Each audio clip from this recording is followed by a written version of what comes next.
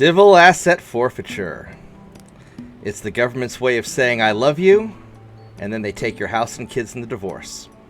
Hello everyone, I'm Bobtheorc, and welcome to Eating Bacon with Bobtheorc. We're going to have a great show tonight, but first, our legal disclaimer. This show is a work of fiction, and is for entertainment purposes only. Any resemblance to real-world people or events is purely coincidental. You keep forgetting entertaining. Well, it's supposed to be entertaining. That's the whole purpose. We're just here having fun. I thought I would throw that in. Just all right. So, welcome to the show.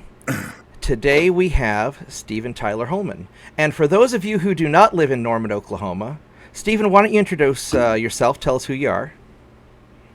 Yes. Well, thanks for having me on. I'm the current Ward 7 Norman City Council member.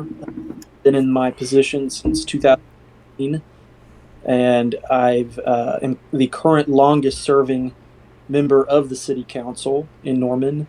I've served longer than all of the other 8 members combined. And aren't you also the youngest? I'm not the youngest. Oh, you're getting older now. No, I'm not the youngest, but I was the second youngest, tied for second youngest ever when I got elected. I was 28 years old, so now I've been on the council for 9 years, representing Ward 7. I also serve as the vice mayor when the current mayor is unavailable, which happened last week. She was holed up in a hotel room due to the thing we all know about, and so she was stuck in. Well, you can say COVID. You just can't give medical advice about COVID. Otherwise, YouTube will ban our ass. But then our mayor was teaching a study abroad class in Puerto Rico. Not Puerto Rico. She was in Costa Rica, wasn't she? Yeah, Costa Rica. And when her and the students were in the airport getting ready to board and get back on the plane, her and 2 students were turned back, saying that they had tested positive. So they were quarantined in a hotel room there for 10 days. And so I had to serve as mayor in person anyway, while Mayor Clark was gone. And so I had to chair one of our council meetings and had to go down to City Hall and sign some documents a couple times. So that's kind of my official role here in Norman. Okay. And I guess she got back okay, because I saw her last week at the council meeting. She did, yes. And All she right. didn't have any. She just tested positive, but didn't get sick, didn't have any symptoms, nothing. So very cool, very cool. All right, Maddie, why don't you introduce yourself? Well, I'm Matthew. I'm a ex-potato farmer, now farming prunes. I work in an aged care facility to people who don't get the joke. I live in the prison colony down under. Australia. Oh yeah, also known as Australia. All right, Dad, why don't you introduce yourself? Because I don't think Stephen's met you yet. Well, I met your mom when I was in college. She had an international opera career. I taught at the university level. My PhD is in economics, so I taught several universities in economics. Worked at the Federal Reserve Bank. Worked briefly on Wall Street. When your mom's opera career took off, I became a house husband, got you kids off to school, and did consulting and wrote books on the side. And you've got a book out again. You rewrote your 1978 was 78 or 79 book on inflation. About in that era. Yeah, inflation had taken off in those days, and the interest rates were 15 and 18%. And by the time I got the book finished, took it around to publishers, and they said this would have been a great book to have a year or 2 earlier. So I just finished it a couple of weeks ago, revising it and bringing it up to date, and it's free and available on your website. Yeah, I'll put a link. I'll put a link down below, and then How to Beat Inflation. Yeah, and then our producer Bubba, who kind of helps keep us all organized. yeah, right. Except that none of us listened to him because we're kind of new at doing exactly. You understand my pain, okay? Number one. What was that? All I heard was some white noise. Exactly. Number one, over-the-road truck driver for 22 years. Ended on December 17th, 2020 because of failure of eyesight. Couldn't qualify anymore. And then January 4th, arthritis in the lower back, which I'm getting worked on now. But I'm also a financial coach. I help people get better relationship with their finances to where they can do what I did and can retire a millionaire. And also because of my friendship with Bob for 20 years. Yes, that's my cat. Yep. He'll He'll hide until we start recording, and then the cat comes out to jump in front of the webcam. He does that every single time. And Bubba had a interesting but short-lived radio career, which is why he's our producer. And maybe we'll get him to tell the story sometime during the after party, because I don't think that story is appropriate for YouTube. Oh, I'm gonna know. But I actually help people, financial crisis, get through this inflation issue that we're dealing with now, and do what I'm doing now. Which I'm pretty close to being a millionaire right now in my investment. Well, there we go. Good job. So let's start. Let's start with Stephen. And I sent Bubba. Do you want to link the Norman transcript article, and we'll just? It's already there. All I gotta do is share the screen. All right, let's go share the screen, and let's go see how all this kerfluffle started, and then we'll talk to Stephen about it, and you can tell us your history with big government. Whoops. Please. All right. So show us what we got there, Bubba. We're looking at, I'm guessing his manager of the store that he owned at this point. No, he wasn't the owner. He was this is the Friendly Market, which is over there on Twitter. I'm pretty sure that's not him, based on the camera. Yeah, looking at versus the pictures. So if this is you, actually, sir, please help me know. My assistant manager at the time. His name is. Yeah. Okay. All right. According to this, on Tuesday, Norman police raided their Friendly Market, a wellness center and alternative lifestyle store at 1100 East Constitution. Norman City Council member Stephen Holman, who was a manager at the store, was there during the raid, and as police seized the store's inventory of glass pipes. Now, based on what I've heard, there was other things seized. Yeah, didn't they take a bunch of money? That's exactly where I was going with that. Yeah, they took all the money out of the cash register, and there was also a bank bag in the back office with deposits from the weekend. They took that as well. Okay. So they took all the money in the store that they could find, and any item in the store that they deemed to be drug paraphernalia or related to drug paraphernalia. Okay. If I might ask a question here, Tommy Chong, back in, I want to say 2014, took a hit to protect his kids when he was asked about how everything could be used in other nefarious situation. Yeah. Do you, in your opinion, do you think this is the same thing that happened to you, just in a different or lighter manner?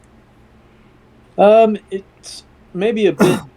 I don't know the entire details of the Tommy Chong case, other than, from what I understand, it had to do with mail delivery to a different state. I don't know what the drug paraphernalia laws were in that state that the items were sent to, and from what I recall and understand, the case kind of revolved around it's legal where he was at, but not maybe in the state that it was sent to, something along those lines. So, in our case, the Norman police Department and the district attorney in Cleveland County, their belief was that head shops, glass pipes, anything accessories related, bowls, all of that is drug paraphernalia just by its mere existence. Okay. It doesn't matter if there's any drugs at all involved. Its mere existence is illegal. And Okay. their reasoning for that was because we know what it's going to be used for. Now you ended up fighting that in court, and if I recall, that went all the way up to the state Supreme Court, didn't it? It did. So tell us what happened. How did that go down? Well, let's see. On December 1st, 2015, the Norman police served a search warrant at our store there on Constitution. Our store sold things like glass pipes and smoking accessories, furniture, tapestries, incense, artwork, all that type of stuff. Pretty small store. We had 3 employees. It probably brought in $500 a day, maybe. That would be a really good day back then. Yeah. This is the days before medical marijuana and all that. So, a relatively small operation, but we had a separate room. You had to show your ID and be 21 to go in there, and that's where all the pipes and everything were. And first, after conducting a several weeks surveillance operation, they parked across the street in a 7-Eleven parking lot. They took probably 1,000 pictures at least of every person that came in and out of the building, and then executed a search warrant. They also sent in 2 undercover agents to purchase products from the store, one of which was a Norman detective, and the other was an actual DEA agent on loan from Oklahoma City. So they were sent in at different times throughout the month of November 2015 and were instructed, I guess, to make purchases of glass pipes, whatever, rolling papers, and that was it. We found all this out in the trials that we went through as the evidence was presented that this is what had happened. What's interesting, though, is the first undercover officer they sent in, I actually recognized him because I go to every police academy graduation. Council members are not required to, but I always do. I like to meet all the new cadets that are becoming police officers in Norman. And so I remembered him graduating. He was a pretty young police officer at the time that they sent him in undercover. So I recognized him. He had a beard and was wearing a baseball cap, but it didn't really fool me. So I knew I recognized him. After he left, he bought a pipe and I think some rolling papers and then left. After he left, I went onto the Norman Police Department's Facebook page, found his picture in uniform that they had posted from his academy graduation. I shared that picture with our staff and the owner to let him know, hey, this guy is a police officer and he did come in and purchase stuff, which is fine. It's completely legal for him to come in and buy something if he wants to. But just be aware that, they're probably doing something. Yeah, be careful about the things you say. Don't talk about marijuana. Don't talk about using these pipes for marijuana and things like that. And so when they raided the store on December 1st, 2015, it was about an hour after we'd been open. It was in the morning, about 11 a.m. And I was in the back. I was there by myself. And I just heard the door open. I got up and heard, "This is Norman Police. We have a search warrant." And they didn't have guns drawn. They were all plainclothes officers. There were no marked police cars, just a white van parked out front. They had their badges hanging like around their neck on chains. Right. So they were very calm. They weren't shouting or being, crazy or nothing. But so we have a search warrant. We believe this place sells drug paraphernalia and drug paraphernalia related items. And so we have a warrant to search the premises. And so they sat me down, asked me a few questions, and then basically said, okay, this is what's going to go down. We're going to be here for a few hours. We're going to confiscate anything we deem as drug paraphernalia, including all the money in the store. And we'll give you a call when we're done, and you can come and get the keys or, whatever. So I went outside. They locked me out. I called the owner of the store and said, "Hey, the police are here. They have a search warrant. They're going through the store." So he came down there and uh, walked up to the store, and one of the detectives outside, said, "Yeah, I'm not going to let you in. We're going to be here for a while. We'll let you know when we're done."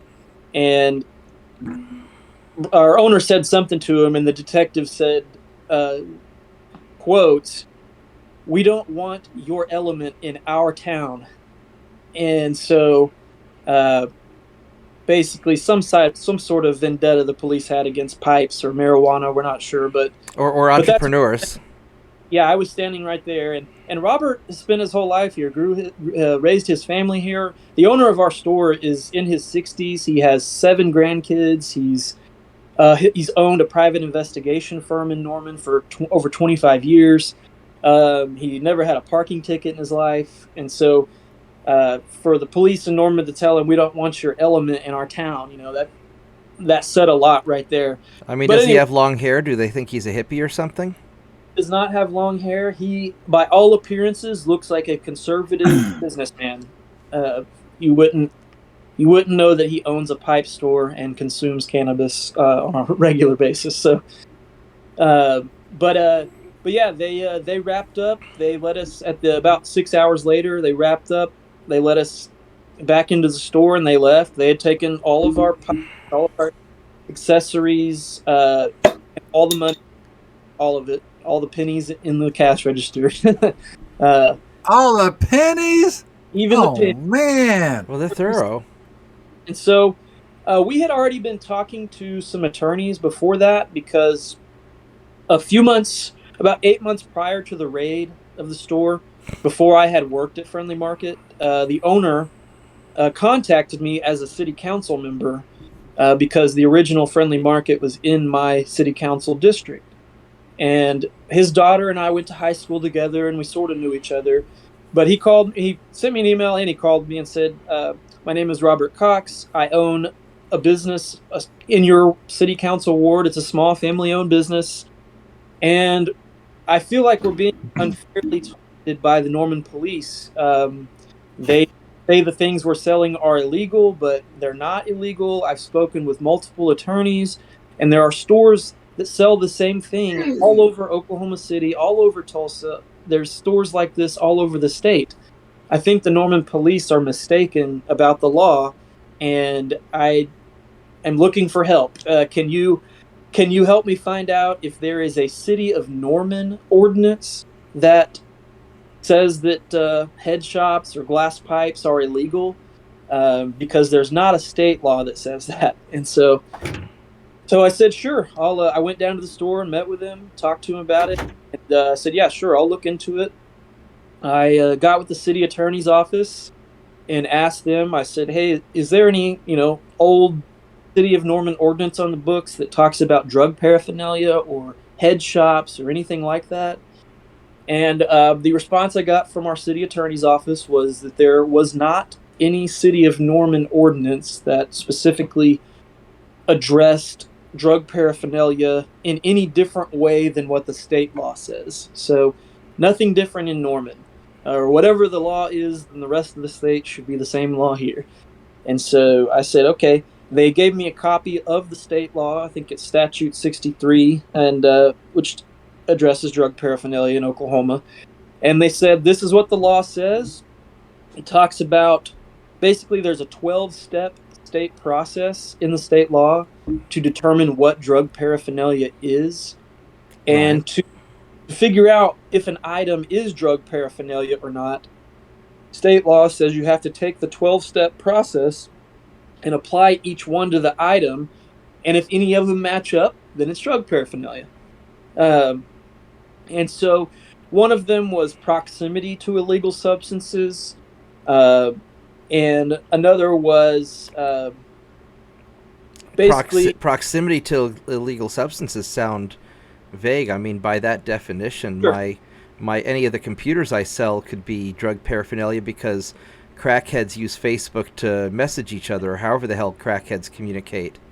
I think it would be illegal substances defined by the Schedule 1 drug act, or I don't something like that. So Okay. specific illegal illicit drugs, but in close proximity, or if basically the store is promoting the use of the products for illegal use.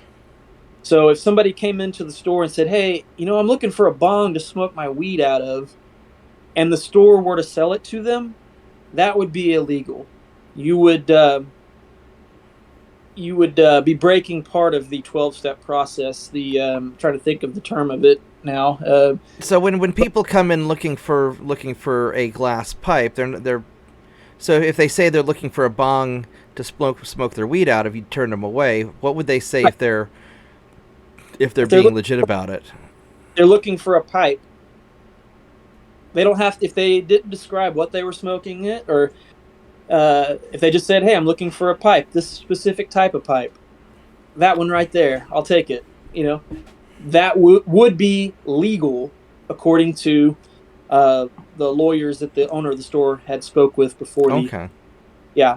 And so basically you couldn't promote their use for illegal purposes. The business, if the store had like pot leaf posters and Bob Marley smoking a joint and stuff like that on the walls, then it would, as the law says, be reasonable to assume that the business knows what they're promoting. Right. That Right. be used for an illegal purpose. And so that's how drug paraphernalia was supposed to be determined. But the Norman police and the district attorney in this county, they took the stance that the 12-step process is irrelevant. We know what these products are going to be used for. There is no other possible use for them other than for marijuana. We know that for a fact.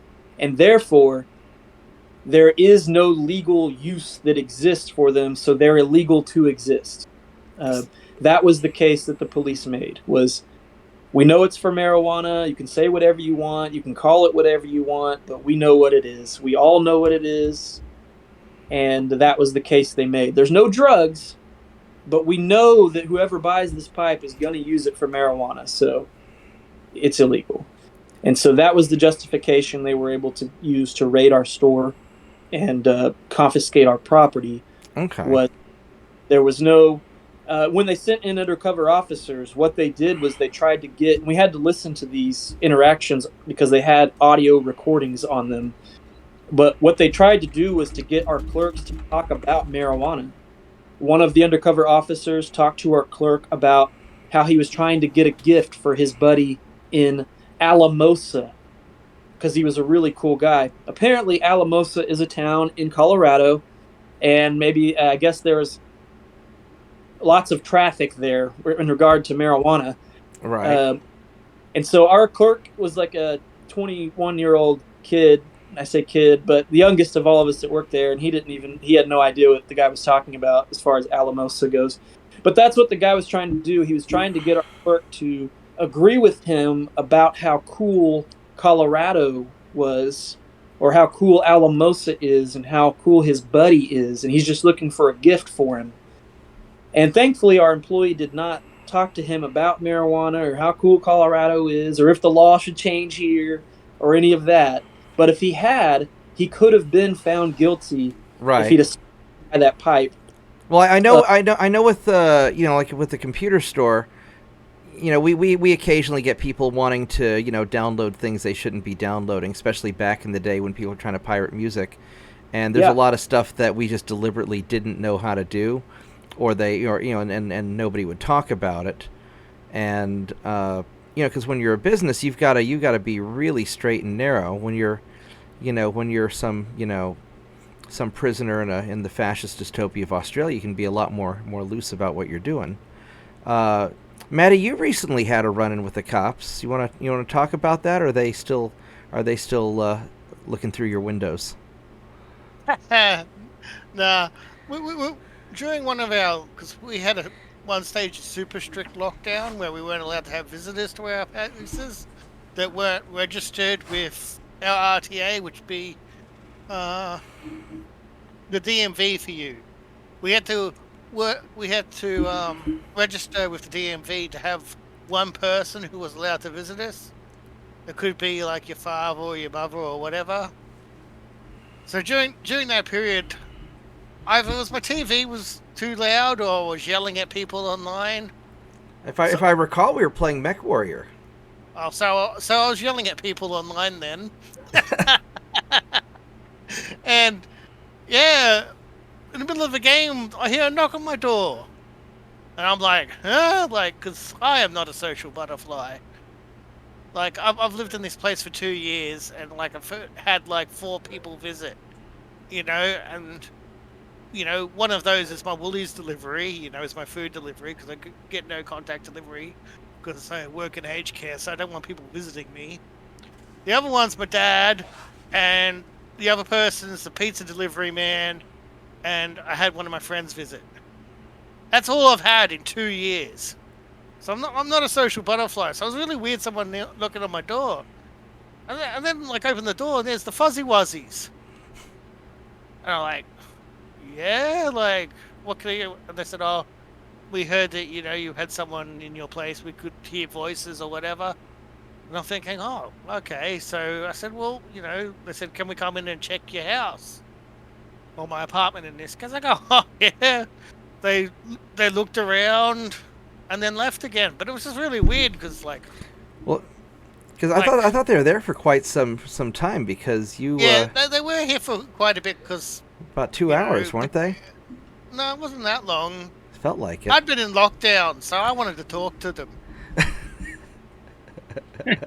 And so... You needed some company. Hold on. Why did you want to talk to them? Because I hadn't spoken to anyone for like 4 days. I was like a reverse Mormon. I wasn't letting them leave. I mean, come on. I'm sorry. I do apologize. Let me get the video up here. Yeah, you had... Sorry. Yeah. So... Shut up. Did the cat attack you, or what? Yeah. I did say there's going to be cat aggro in this one. ST, do you have any pets, by the way? I'm sorry? Do you have any pets? No. So he's missing out on animals thank attack. you. Yeah. Yeah, we had this one time we were trying to broadcast, and Lucas wanted to. He decided it was lap time, it was snuggle time, and so. Oh yeah, your backdrop's all messed up now. Anyway, so 165-pound Malamute, large dog decided to shove me backwards and hop on my lap. He's trying to climb up on me. He's like, I'm in the middle of gaming. And stop. We have to, classify the dog as what he is, and technically, yes, he's right. It's a 165-pound Malamute, but no. It's a 165-pound Malinoisy. Am I correct on this? He is somewhat noisy when he wants. He and I will argue sometimes quite a bit. No, not sometimes. I have a question. Yeah, about this police raid thing. Mm-hmm. Who greenlit this operation? Like, surely. That's a good question. Well, it was led by the head of the Norman Police Department Narcotics Unit. And at the time, he was a 28-year veteran of the department, a 20-year-plus narcotics detective named Detective Rick Newell. And it was his deal. He led it up, and it was a pattern that he had established over more than a decade. Basically, the current district attorney was elected in 2006, I believe. 2005. Was that Kirkendall, or was that the guy after Kirkendall? The Kirkendall was before. This okay. is, the current guy, Greg Mashburn. He was elected in 2005 or 6. He defeated then incumbent DA Tim Kirkendall, who had been the DA for, I think, 15, 20 years. I would definitely describe Kirkendall as being more of a moderate. He may have even been a Democrat. I'm not sure politically. But Greg Mashburn is someone I would describe as ultra-conservative, like a religious zealot type, where he believes he was put in that position to rid the earth of all I mean, I don't know if that counts as conservative. I mean, Dad's conservative. We used to call him Big Chief Stick in the Mud. He. But he doesn't care what you do with your own time. Yeah, I don't know how to just describe it other than just like, yeah, he's ultra partisan. He's ultra super evangelical, religious, and believes that his job is to clean up, and protect us all from the bad people. So was he a fundamental Christian, or? Yeah, you could describe it that way. Yeah. So him rating you over possible plant interactions, doesn't that mean he's admitting that God made a mistake by creating that plant? Well, they believe marijuana is intoxicating, that's why it's a sin, or I'm not sure exactly, but anyway. But they give you wine in the church. In a lot of the Protestants, they do the grape juice. So what's interesting. So I'm Greek Orthodox. So by definition, I'm more religiously conservative than I think anybody. And if I recall from my time reading the Bible, I'm pretty sure that Jesus turned water to wine, and not water to grape juice. But I could be wrong. I haven't read the Protestant versions of the Bible. Sorry, I agree with him. So I mean, Bubba, you're a Protestant, right? Did Jesus turn water into grape juice in your Bible? Who was that? Yeah. No. Well, you could argue wine is grape juice. True. Grapes. I mean, yeah, I guess sorta. Fermented. That's Vorgath in our studio audience. Yes, we do have a live studio audience. This is an international broadcast. We broadcast to many different countries, including the northern wastes of Canada.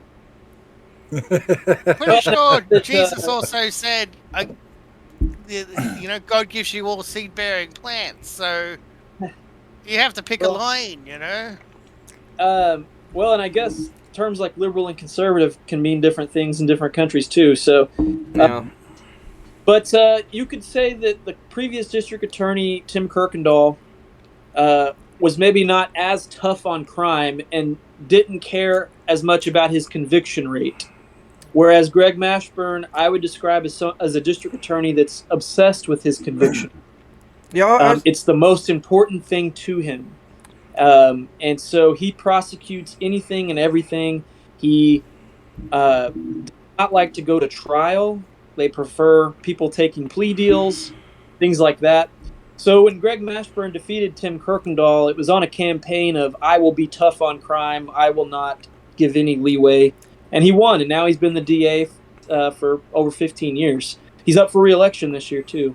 I mean, now I was tough on crime back in college. I mean, because there were a lot of, Norman had a problem with these crackheads or meth heads or whatever the hell these guys were doing, and I noticed, especially around the Campus Corner area, that the cops would talk to the lowly meth dealers or crack dealers or whatever the hell they were selling back in the 90s, and they'd get them to flip on, go up the food chain going for the big guys. And I'm not going to say who did this because I don't know what the statute of limitations is, but long ago, I don't know if you knew this, but did you know, Stephen, that Norman used to have a superhero? Long ago, there was a guy who wasn't me, who was very tall, and one day his neighbor, who was quite heterosexually challenged, was throwing out a couple of boxes of gay porn. And this gentleman called me up and said, Mark, surely there's got to be something productive we can do with all these penises. And so we got him a bright pink mask and a bright pink cape and a bright pink shirt that said "Mean People Suck." And that day, the gay porn Avenger was born. And, I've never done that. You never heard? Oh man, this guy was pissed because as a kid he didn't like drug dealers, and so when he was older, he would sneak around town and he would spray glue gay porn all over the drug dealers' cars. And so years later, this cop came into my shop, and we were talking about that, and he said, "Yeah, I knew you boys was doing it, but it was just so damn funny. We thought we'd just let it go." Yeah. So, and I actually so No, that might have been before your. That might have been a little before your time. Because how old were you in '94? 10. You missed the fun. Those are the good old days where you didn't go to jail for doing crazy shit. Yeah. Okay, I'm going to interject this point. And is this a hold my beer moment? You should know you were there. Well, just no. This is a work. This is a work of fiction. This is a work of fiction. All this is fake. All I'm saying is, there should be some time that just us three, me, you, and Bob, get on here. That'd be for the after party. If it's the story I think it is, that's an after party story. We don't want to get. No, there's 3 stories here, so yeah. Okay, but the point is, and what I'm trying to say is, where we were young at one time, you were, Bob was, I was. I want to talk for him, I want to talk for you. But everyone has fun. It's harmless fun. Let's just enjoy our youth until we get old.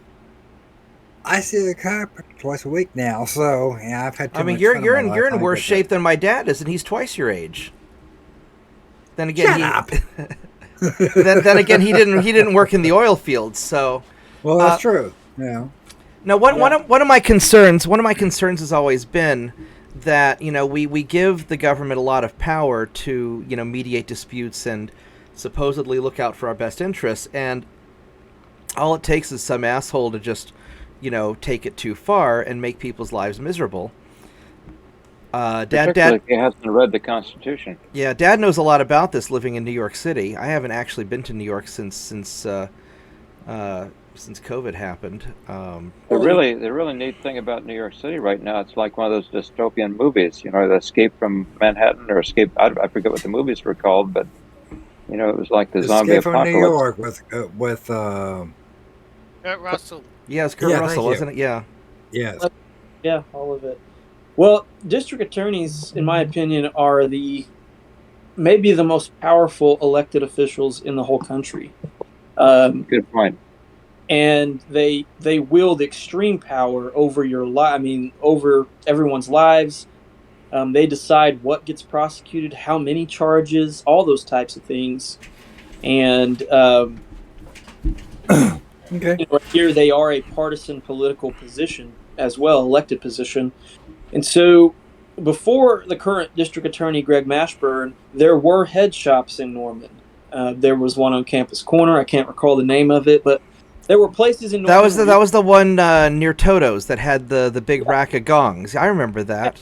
Glass pipes. And I do too. Yeah. So, but when Greg Mashburn became district attorney, the ones that were here disappeared. And then anytime one would open, it would only be... Oh, your sound cut out there. Oh, yeah. Yeah, I think he's having some technical difficulties. My phone started ringing. Oh, oops. But, yeah, they would be open for a few months, and then they would disappear, and people thought, what is the deal? How come there's no head shops in Norman? Norman's the 3rd largest city in the state of Oklahoma. Now, what is a head shop exactly? A head shop is kind of, a slang word for a store that sells bongs and pipes and, in some places, tie-dye and pop posters and all that type of stuff. A hippie market. Yeah, sure. If I may interject here, again, I'm going to interject Tommy Chong here. He was trapped with this, but it was choice between him going to jail and prison versus kids, and he took the hit, so his kids didn't do it. I think, based on what you said, you know what I'm talking about. Yeah. He said, you could do this for this and that, and you give me 5 minutes here, I'll pull up the interview on Opie and Anthony. Well, and let's save that for the after party, because I want to. Okay, that's fine. I just So, but my point is, I do believe that seems like the police department will do anything they can whatsoever to trap you, just to get a guaranteed conviction. If I'm incorrect with this, please correct. That's the way that it felt to us in our case, for sure. Okay. Sending in an undercover detective, sending in a DEA agent for a store that sells glass pipes. There are no drugs. There was no suspicion of selling drugs. So for them to spend time, again, the third largest city in the state, to have your narcotics unit parked across the street from a store that makes less than $500 a day and has 3 employees and isn't selling any drugs, uh, seem like a overkill, I guess you could say. Sounds like a waste of resources. Exactly. That's what a lot of people felt, was that, so a city of 130,000 people, a major university town. Norman is widely known for being more politically liberal, you could say, or progressive, counterculture, hippies, marijuana culture is not a stranger to Norman, I would say. People that associate with those things are common here. And so a lot of people couldn't understand why in Norman, of all places in Oklahoma, would the police care about glass pipes? Why would they even care about marijuana in a place like Norman? And so when they raided our store, took all of our stuff, the attorneys we had been talking to, because when Robert first contacted me, the owner, about the police harassing him in the spring of 2015, and I found out from the city attorney's office there was no local law against it or anything. But the police had basically threatened him and told him if he didn't take them off the shelves, they were going to raid his store and take all of his stuff and, file criminal charges. So that summer of 2015, he took all the pipes off the shelves. He stopped selling them. He went to just selling furniture and artwork and incense and stuff like that. And he was definitely losing business. Yeah. And so he was kind of getting desperate. A few months had went by, and I had pretty much exhausted the options I had to help him. I mean, as a city council member, I don't have like any kind of executive authority to make the police do anything or make them stop doing something. So I had gotten the opinion from the city attorney. I had arranged a meeting with the owner of Friendly Market and the chief of police. The chief of police said, I support the detective. If they think it's illegal, and we're not going to budge on that. So hire an attorney if you disagree. And so well, and the police know well and good that the average person can't hire an attorney to. Exactly. I got into a fight with the city over a small fine, and I ended up spending a stupid amount of money just so I wouldn't have to pay $500 because I was pissed about it. Well, and that really goes into the asset forfeiture part. Is the vast majority of civil asset forfeiture cases in the United States are less than $10,000 in value, and the reasoning behind that is people are much less likely to hire an attorney and maybe spend more. So if the police take $5,000 from you, are you going to spend $10,000 to hire an attorney? Most people won't and can't. Some people can, to make a point or stand on principle. Yeah, I mean, I mostly did it just to, because I knew that I could do it and other people couldn't. That's why it's so corrupt, in my opinion. Civil asset forfeiture is because that's kind of what it's all. We're going to take this amount. We know people aren't probably going to fight it because it'll cost more to fight it. Now, is there a way to make that illegal? I mean, we have, certainly in the current year. Yes. We've seen all kinds of government overreaches. It's not as bad here as it is in Maddie's town, but there's a couple states that have banned civil asset forfeiture. Does it have to be banned on a state level, or can it be banned on a city level? It can be banned on a city level. Yeah. And in Norman, I've taken the stance that anytime the Norman Police Department makes a budget request to use civil asset forfeiture funds, I always vote against it, or I try to offer alternative funding for it from the city's general fund or some other source. If it's something they feel they need, I'm not opposed to getting it for them usually, but I am very opposed to using forfeiture funds to make these purchases because I believe it's unethical. That Yeah. the government, the police can take your property and then use that property to buy themselves stuff. Well, there's an interesting opinion I heard on the internet. I think it was Scott Adams who was saying that innocent until proven guilty should only apply to the citizens, and if the government does something, you should assume that the government's up to no good unless they prove that they have honest intentions. Sure. And 9 times out of 10, it seems that, especially lately, the government's just up to no good. And it's not necessarily the government as a whole, but it's always some power hungry asshole, or a small group of assholes who are, trying to take advantage of the authority that we've allowed them to have.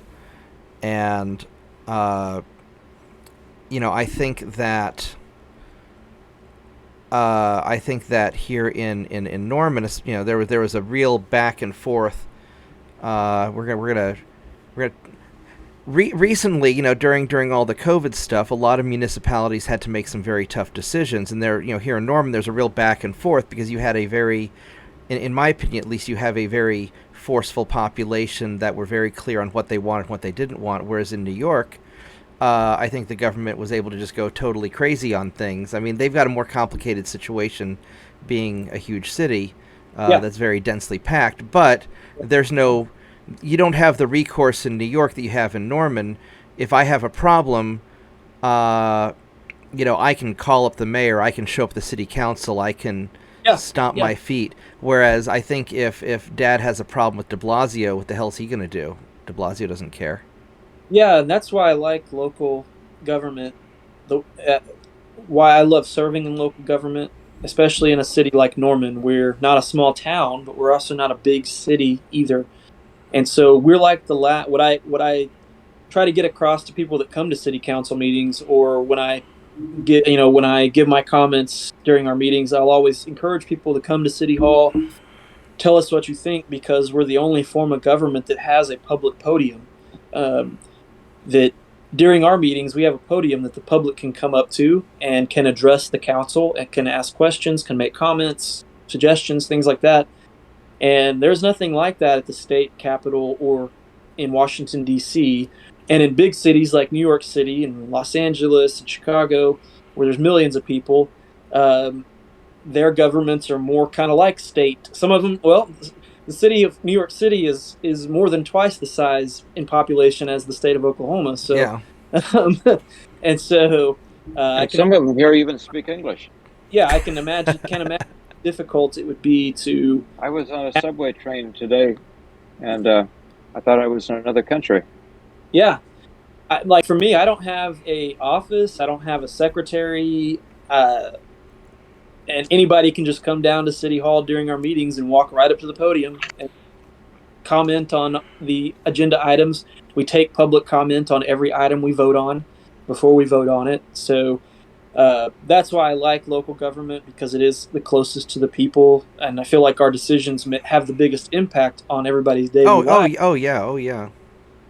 And that we're the most accessible. That's what I really love about it, is that I'm not really any different than anybody else. City Council in Norman pays $100 a month. So we all have daytime jobs. That's why I work at Friendly Market. And either retired or have regular day jobs is what we see on City Council. So for me, I do it because I grew up here. My dad grew up here. My grandfather grew up here. And my great-grandfather grew up here. Wow. So I've always loved Norman. I really have. I grew up in a 2-bedroom apartment with my dad. I'm an only child and was raised by pretty much just my single dad. And so I've always loved being here. I grew up really close to the OU campus, walked to the OU football games together and things like that. So I've... Did you sell parking spaces? No. We lived in an apartment complex, and it was less than a mile away, but it wasn't as close where you'd want to pay to park there, I don't think.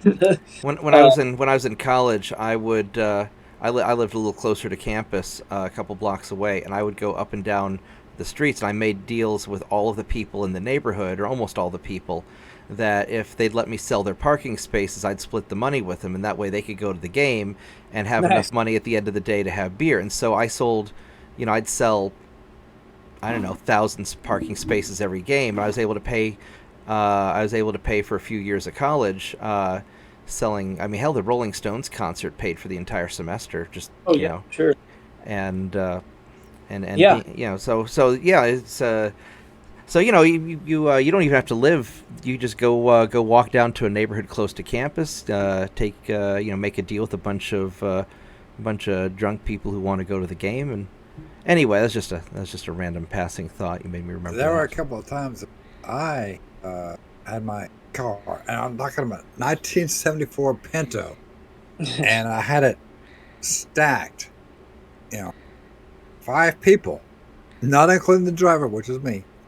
Take him to the Wally Post Airfield, or Westminster, I guess, here in town. Oh, you locked up.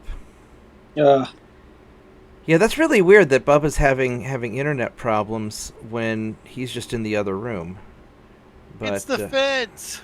yeah. no, the feds haven't shown up yet. Gator's not here yet. Yeah, no kidding. So Lost him. yeah, we lost him. I think the difference is I'm on a hard line. I think he's wireless. Yeah, But that's why wireless. well, because he's on the other side of the house. You can get 100 meters of blue cord.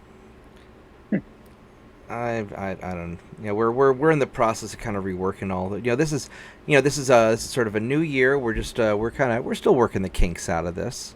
Sure. So.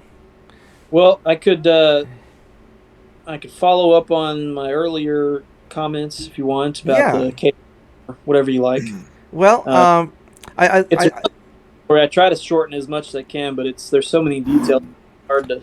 Well, what we could do is we could get into at another time we get into a really long I could probably talk to you for 3 hours about about civil asset forfeiture and the friendly market. So I've done a 5-hour interview about the case before, and I had a reporter. I don't doubt it. I had a reporter fill up 2 full legal notepads with notes that she took of me talking, and she came by the store one day and we literally talked for over 5 hours. I tried to tell her every detail about what happened from the very beginning to the end. But I would just mention that I am facing 13 criminal charges, along with the owner who faced 13 criminal charges. So 26 combined charges, 12 misdemeanors each, 1 felony charge each. The money they took out of the register at the store when they raided it, they claimed was made from the sale of drug paraphernalia, drug funds. So the concealment of drug funds is a felony charge, apparently, automatically. And so for the raid of the store was December 1st, 2015. The owner and I went on trial together on May 1st, 2017, a year and a half later. We were able to bond out of the county jail when we were charged, thankfully. Otherwise, we would have been in jail for a year and a half. And that's another whole thing that people don't think about is a lot of people in county jails have not been convicted of any crimes. They are people waiting to go to trial. And a lot of times they're people that couldn't afford to bond. Yeah. Well, I had a buddy who was going through a messy divorce, and something happened that I won't get into, and the cops got involved, and he ended up in county jail over a he said she said situation. He had no money. He was a disabled vet, and his wife was also a disabled vet, and they were both living off of their disabled vet money, and so he couldn't afford an attorney, and he was basically manipulated into a plea deal that gave him, it's just a minor felony, but the moment he had a felony on his record, then every time he had any interaction with a police officer, it was an automatic arrest. He wouldn't, vicious cycle. It's like an entrapment type thing. Yeah, and his life's been ruined. He can hardly get out. And so when I was charged, though, as you can imagine, a city council member being charged with a drug felony was the headline of the Norman transcript. It was the headline. Tulsa World, and all those things. It also ended up being printed in the New York Times, and Washington Post and the Miami Herald and the Los Angeles Times, where there was a story about a city council member in Oklahoma and civil asset forfeiture and glass pipe. Thankfully, because of that coverage, a nonprofit organization in Washington, D.C., or Alexandria, Virginia, I guess I should say, called the DKT Liberty Project. They're a nonprofit organization that helps people defend themselves against the government. Their most notable case was defending California raisin farmers a few years ago. I guess something about the government trying to take their property or their product without compensation or fair compensation, something along those lines. But that was something the DKT Liberty Project helped financially represent and was successful.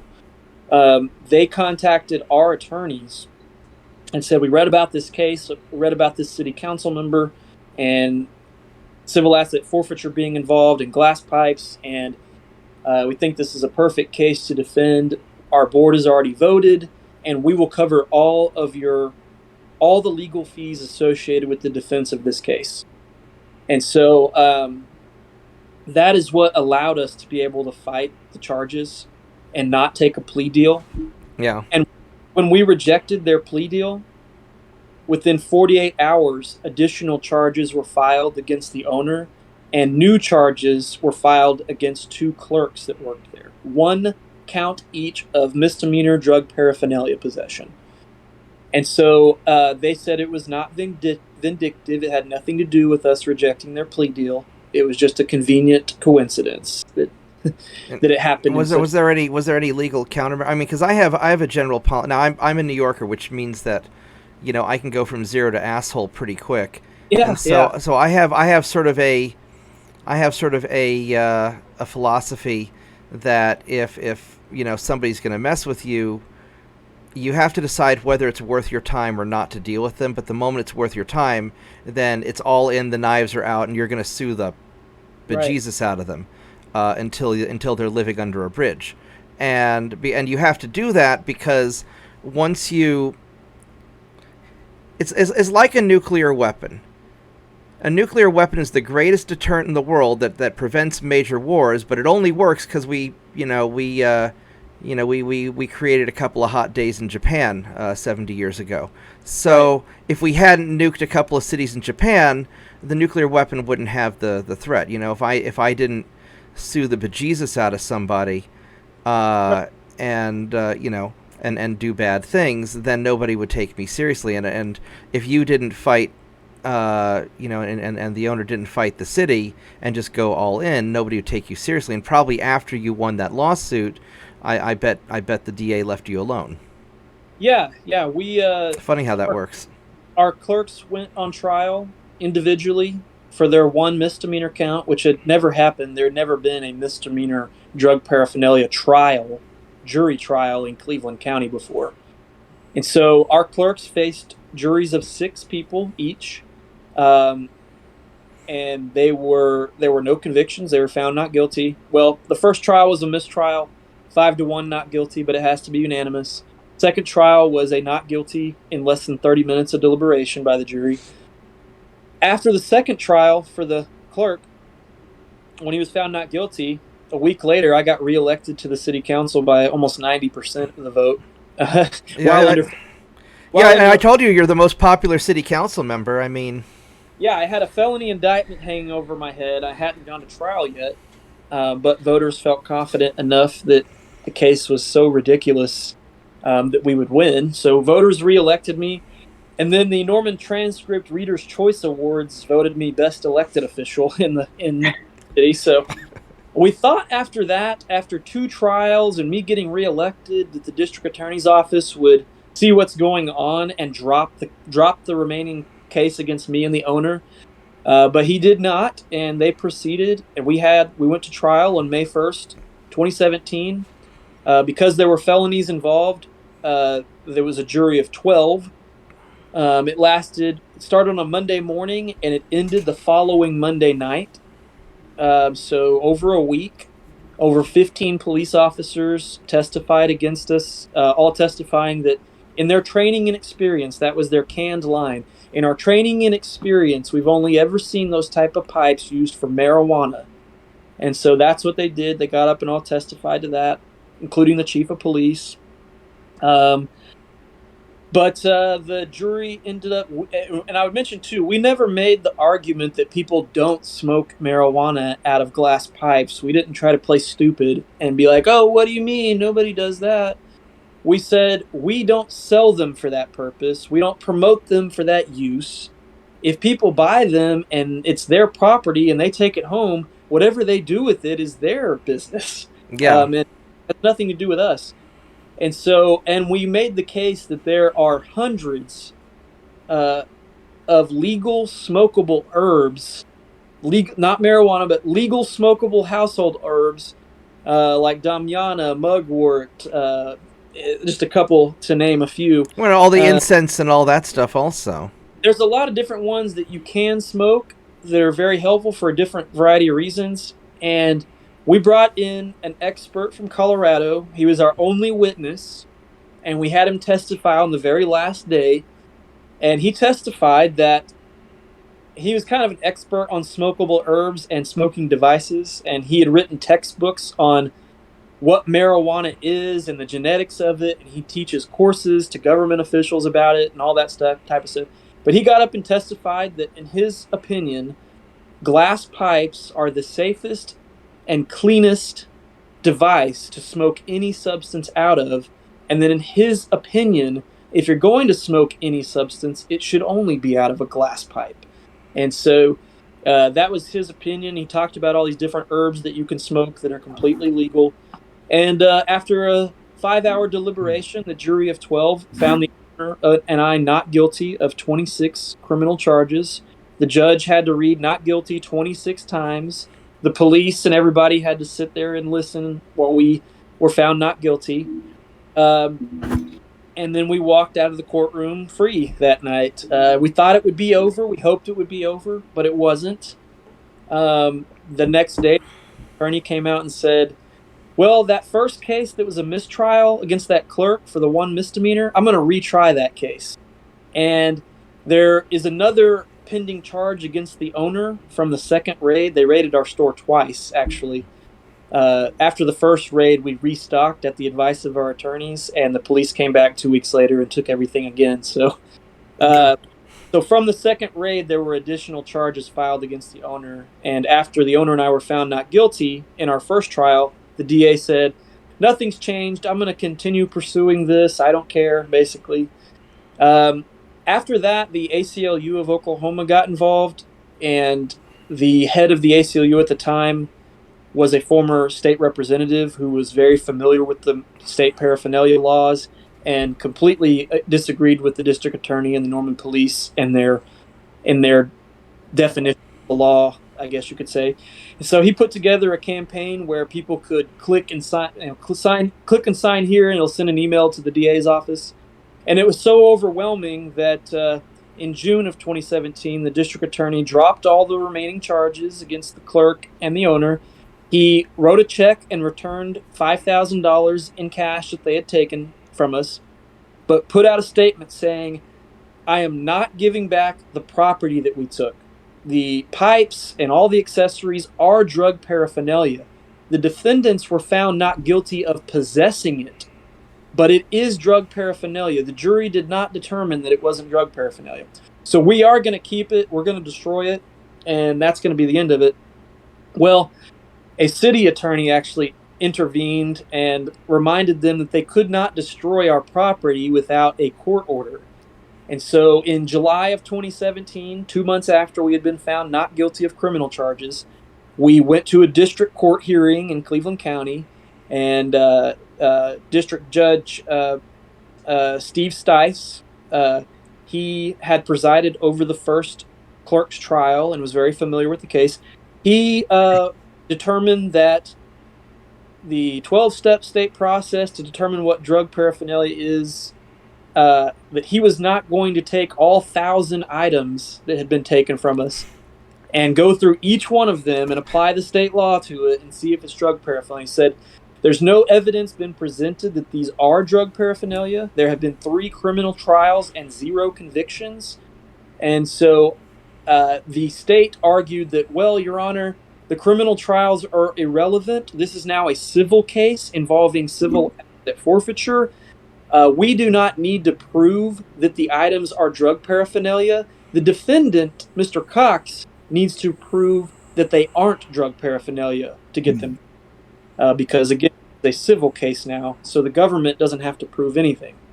So that was the case that they made in front of Judge. I would think that in a civil case the government should still have to prove, but that's I'm not a lawyer, but Yeah, their argument was no, we don't have to prove anything. And thankfully, Judge Stice did not buy that, and he ruled in our favor. He determined there's no evidence presented; they are drug paraphernalia, and I'm not going to go through all these items and try to figure it out. So I'm erring on the side of returning property to the rightful owner. And so he ruled in our favor.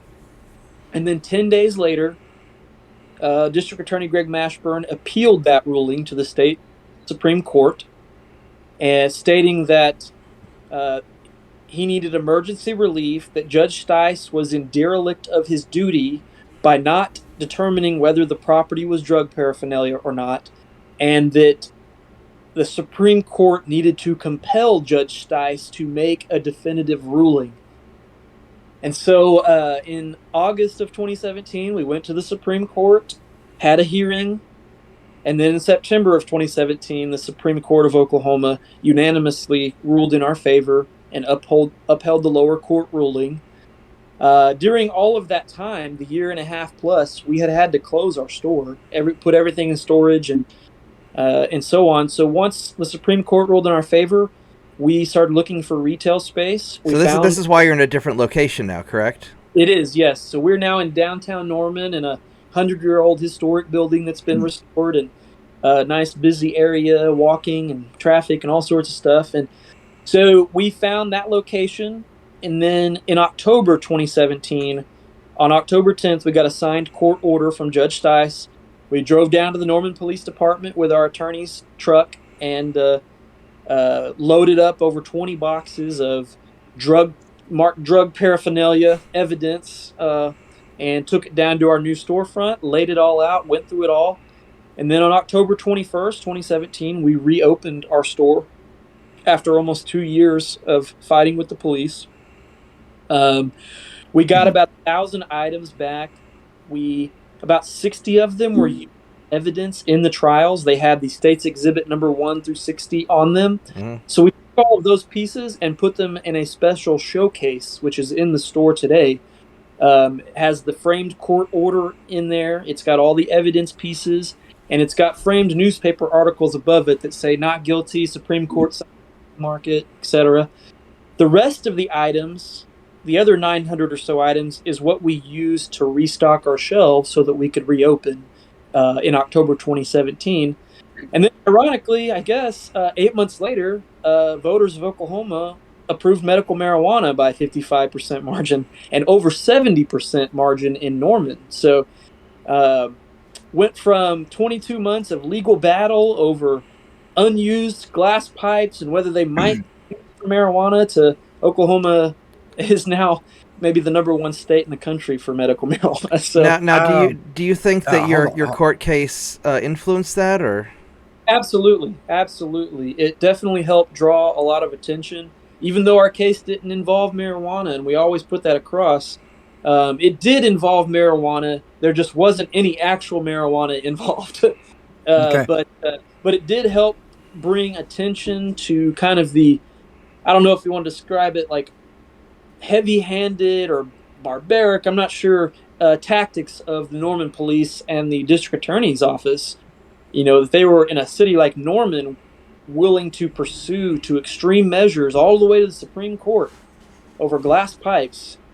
So I do think it really did help get a lot of momentum behind the petitions, and just more, kind of, this is what's going on. We need to change how things are being done because some of our government officials are going way overboard with their interpretation of the law. Yeah. So, Hey, Ben, how's your new store location working out compared to those? Of course, things have changed in terms of the law, but how do you like your new location? How's it doing? It's great. The court case gave us more attention we couldn't have spent $1 million on marketing and got more publicity than that. It was, if I recall, it was one of the top stories covered by the Norman Transcript in the entire history of the paper. So they wrote more articles about Friendly Market and our case than almost any other single thing, maybe than OU football, but it gave us a lot of attention, gave us national attention, and so it really set us up. And now we're the oldest head shop, pipes, and accessory store in Norman, and we were the first dispensary because we were already You're already established. Where do you stand relative to your competitors? Like you say, you're the oldest and perhaps the best known. Is the competition much of a problem, or you've got a pretty solid position? It hasn't been a major problem. I mean, we've had a peak before, I guess you could say, about 2 years ago when the medical marijuana program was about a year old. We had probably hit our peak in sales, and I wouldn't say a decline, but it's been more of just a steady, straight across kind of thing, I would say. So yeah, there's a lot more competition. I mean, we were the only pipes and accessory store when we reopened. Within a week or so of us reopening in 2017, a chain of stores in Oklahoma City called Ziggy's opened a Norman location. Many of those types of places in the city wanted to be in Norman. The market in Norman was very attractive to it because of counterculture, marijuana culture, hippies, that type of stuff being not uncommon in Norman. So they knew there were lots of people in this town that had a need for glass pipes and rolling papers and things like that. So those places wanted a store in Norman, but they all knew what would happen if they tried to open a store in Norman. They would be harassed by the police, they would be threatened by the police, and that they would have to spend lots of money hiring attorneys, most likely, to fight it. So they just didn't bother. And so for a long time, you had to go to the city if you lived in Norman to buy anything like that. And so, yeah, when we were the only store, it was nice, I guess, because there was no competition. Once marijuana became legal, of course, dispensaries started opening up everywhere, and there's 60 or so of them in Norman now. And so we still have the biggest and most extensive glass selection and accessories. Most dispensaries don't really sell glass pieces and accessories. And so we still do. We still have that element, and we're very competitive. And we feel pretty good about we're 4 years into our, since we reopened. And so we're doing really good. We feel really good about it. We love our current location too. So. Yeah, no, they've got a pretty nice building. I stopped by the other day. Yeah, 1930s Art Deco. Mm-hmm. Yeah. Oh yeah. So, I want to kind of segue a little. How are we doing on time? Are you? Yeah, I'm good. You're good. Okay. All right. And now keep your phone side. Whoop. We lost him. Oh, lost him. Yeah. Your video went away. If you keep your phone sideways, then okay. There we go. Then it will. There we go. Yeah, if you keep the phone sideways, then it fills up the screen, looks better on camera. So, the one of the big problems that I see in law enforcement is that you've got people who want to be safe. They want to be protected. Sure. But then as a result, they empower the government to do more, and then there's a certain balancing act that you have to have where you want some protection from criminals, but you don't want the government to get too much involved in your personal business. And you're sort of in an interesting perspective, in that you're on the city council, you have to kind of deal with budgeting issues, and you have to kind of walk this tightrope. And so I'd like to kind of talk a little bit about that, because I think a lot of people, especially on the conservative side, who are traditionally very back the blue, very pro-police, are starting to see the the negative consequences of a large or of police overreach during COVID. And I know Maddie's seen some of that. Yeah. You know, Dad lives in New York, and New York City's full of police overreach. You know, where they they arrest little kids for not wearing their gold star on their chest. So People think police Well- are government agents. That's what they are. They're the enforcement arm of the government. If But a lot of folks seem to think that they're not, and that no, we need to back them, give them all the equipment they need, armored cars, all the weapons they need. well, people think that, you know, everybody always talks about serve and protect, but the police's job is not serve and protect. It might say that on their police car, but you're right. The police's job is to be the enforcement arm of the government. Well, what I've discovered too is a lot of folks that express fear that the government is going to take their guns, for example. A lot of those folks also tend to be people that shout back the blue. Yeah. And I'm sitting here thinking, wait a minute. If the government decided to take your guns, what entity is it going to be that the government sends to take them? It's going to be the police in the armored vehicle you gave them, right? Yeah. And so it's kind of been a disconnect for me that folks can feel like they support small government, limited government, be fearful of government overreach, except for complete undying devotion to the police. You know, give them whatever they want, even if you have to take it away from others. Don't question their tactics. Don't question their actions. Just praise them. That's all that you should do is thank them. Don't ever criticize them. You know, and I'm sitting here thinking, but they're a government. Well, one of the things that I've noticed, and Dad being a little bit more conservative than me, may have some insight on this. But what I've noticed is that big government power players like to manipulate, you know, both liberals and conservatives to try and get them to back things that are not in their best interest. And you know, one of the things I like to joke about is that if George Soros and the Koch brothers agree on something, it's probably a really bad idea for the rest of us. Yeah. But Exactly. how?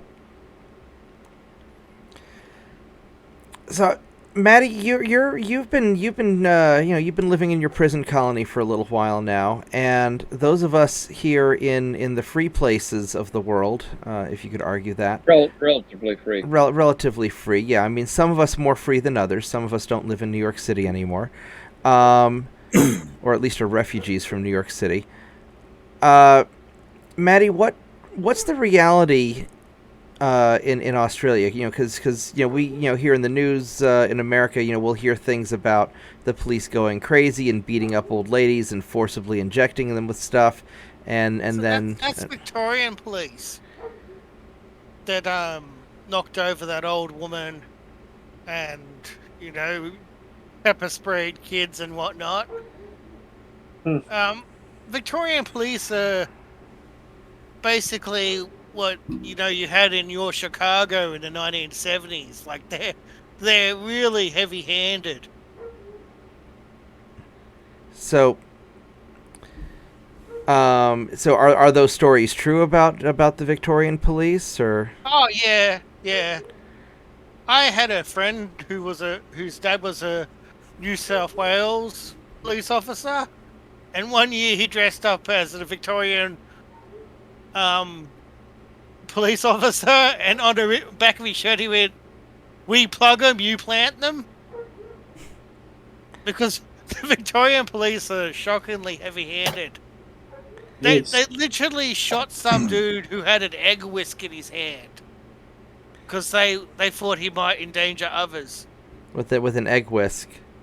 with an egg whisk.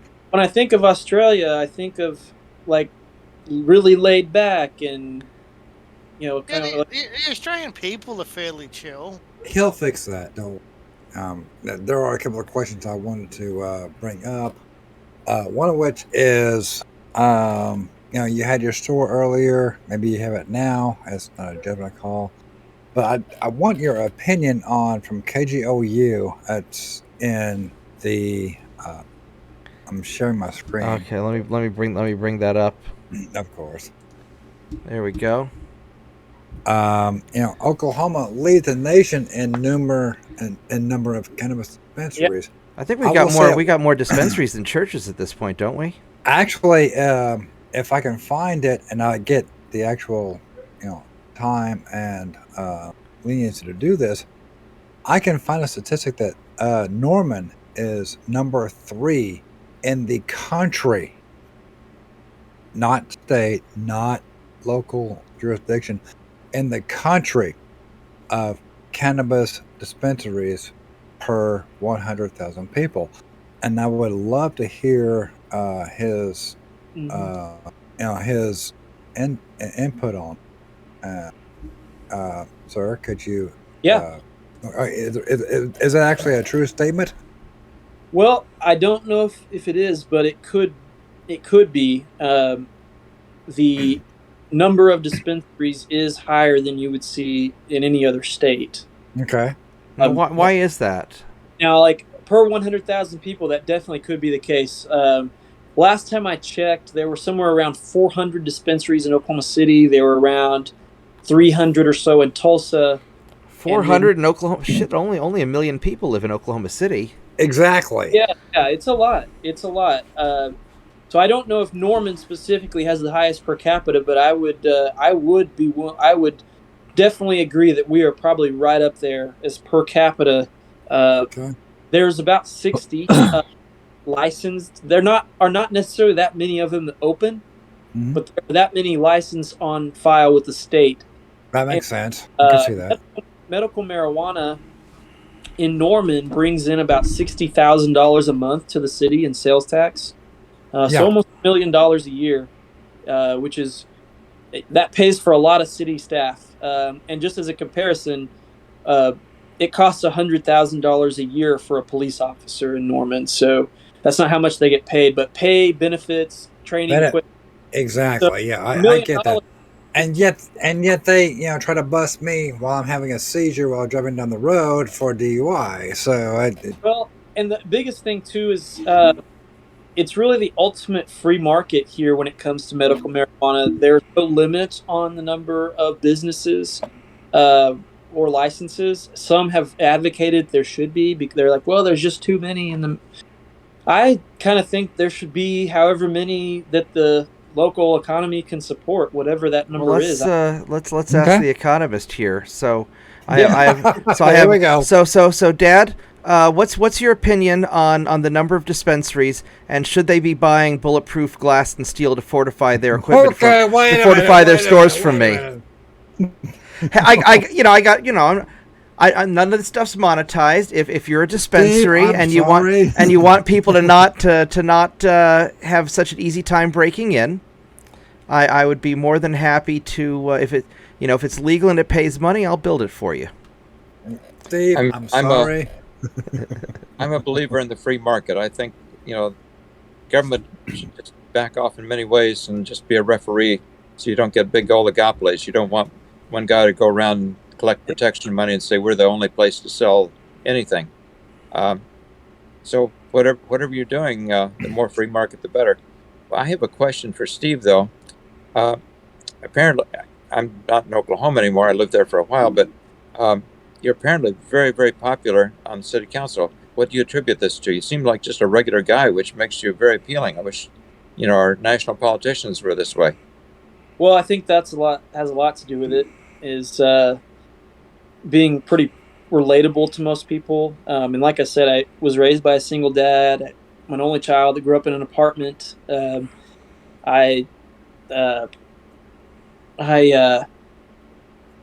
work a part-time job as a door guy at a dive bar on Campus Corner, the Deli. I've done that for 12 years before I was on city council. It actually pays a lot more than city council, but that's one of the things, like when people come to the bar and they see me working the door, or they see me picking up or taking out the trash or sweeping up cigarette butts off at 2 a.m., it kind of helps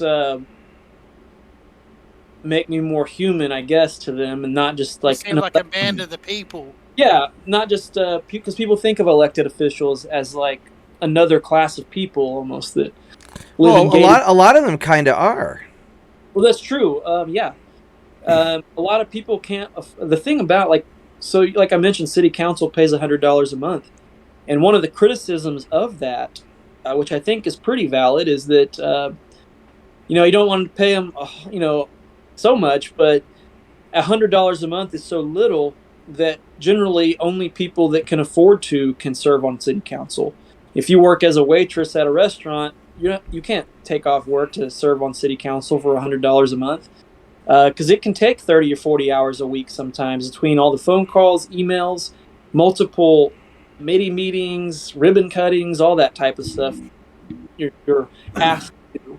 And if you want to do it effectively, you really do. And so the low pay. Well, in all fairness, you tend to put in a lot more effort than many of the city council members, because, like, I think you're not even my city council, but it seems like whenever I need something, whenever I have a question, you're always the easiest one to get in touch with, and so you kind of take care of just about everybody, or at least you try to. Yeah. That's been the case, and people have asked me to run for mayor because of that. They kind of feel like they go to me anyway, but I didn't run for city council so I could run for any other office. Not that I'm opposed to it. I just never planned to run for city council in the first place. Why did you run? What's that? Why did you run initially? Well, I had been watching city council meetings on TV for a long time on the local access channel, public access channel, channel 20. I've always been very fascinated with city planning and architecture, buildings, downtowns, main streets, population census stuff. Those type of things always really fascinated me. And I did a lot of architecture and drafting and design when I was in high school, and so I've always been very interested in that stuff. And I would watch the city council meetings on TV when I was in middle school and high school, because I like to see the presentations for new businesses, new buildings, a new road project that was going to happen. And I thought it was really cool to know about that stuff when a lot of people in the general public doesn't know about it. And I could tell my friends, hey, this new thing's going in over there. And they'd be like, how'd you know that? And I'd be like, well, I was watching on the city council. And so I started going when I was a senior at Norman High. I was in a leadership class the second semester. And I wouldn't say it was like an easy A class, but second semester, senior year, you're trying to just get to the graduation. And but one of the requirements of the class was to go to a city council and school board meeting in person.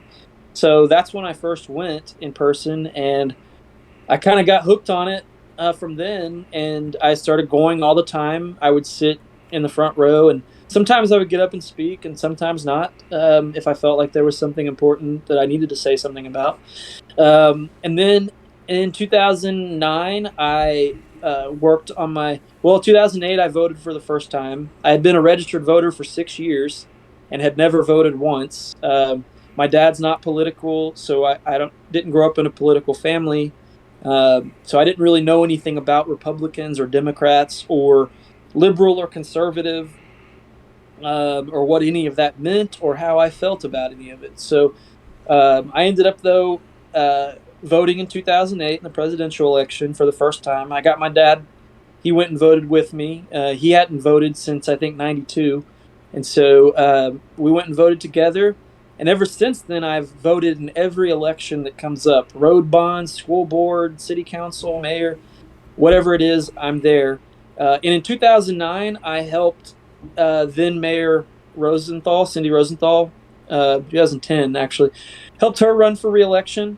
And my council member at the time helped her run for re-election.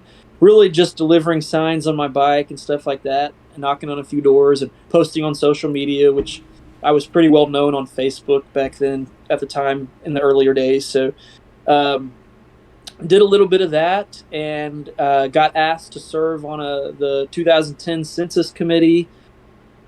And then in 2011, an older woman She's a longtime activist. She's fought against oil companies in Alaska and pipelines and stuff. She's a retired teacher, but her name's Mary Francis. And she wrote me one day on Facebook and said, Stephen, you know so much about the city. You have such a passion for Norman, and you've been going to council meetings for so long.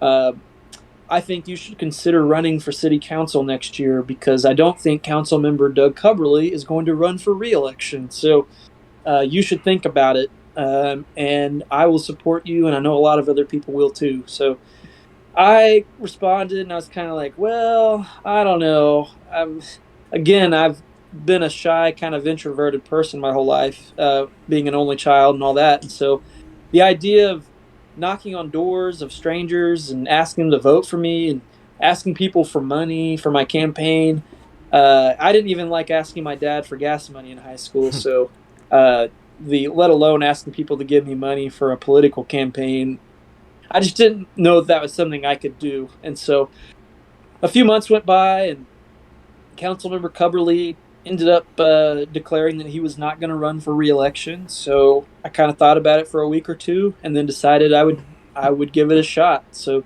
I declared. I was the only candidate that declared until the last day of filing period, and then two other people filed. How much does it cost to run for city council? What do you spend on your campaign?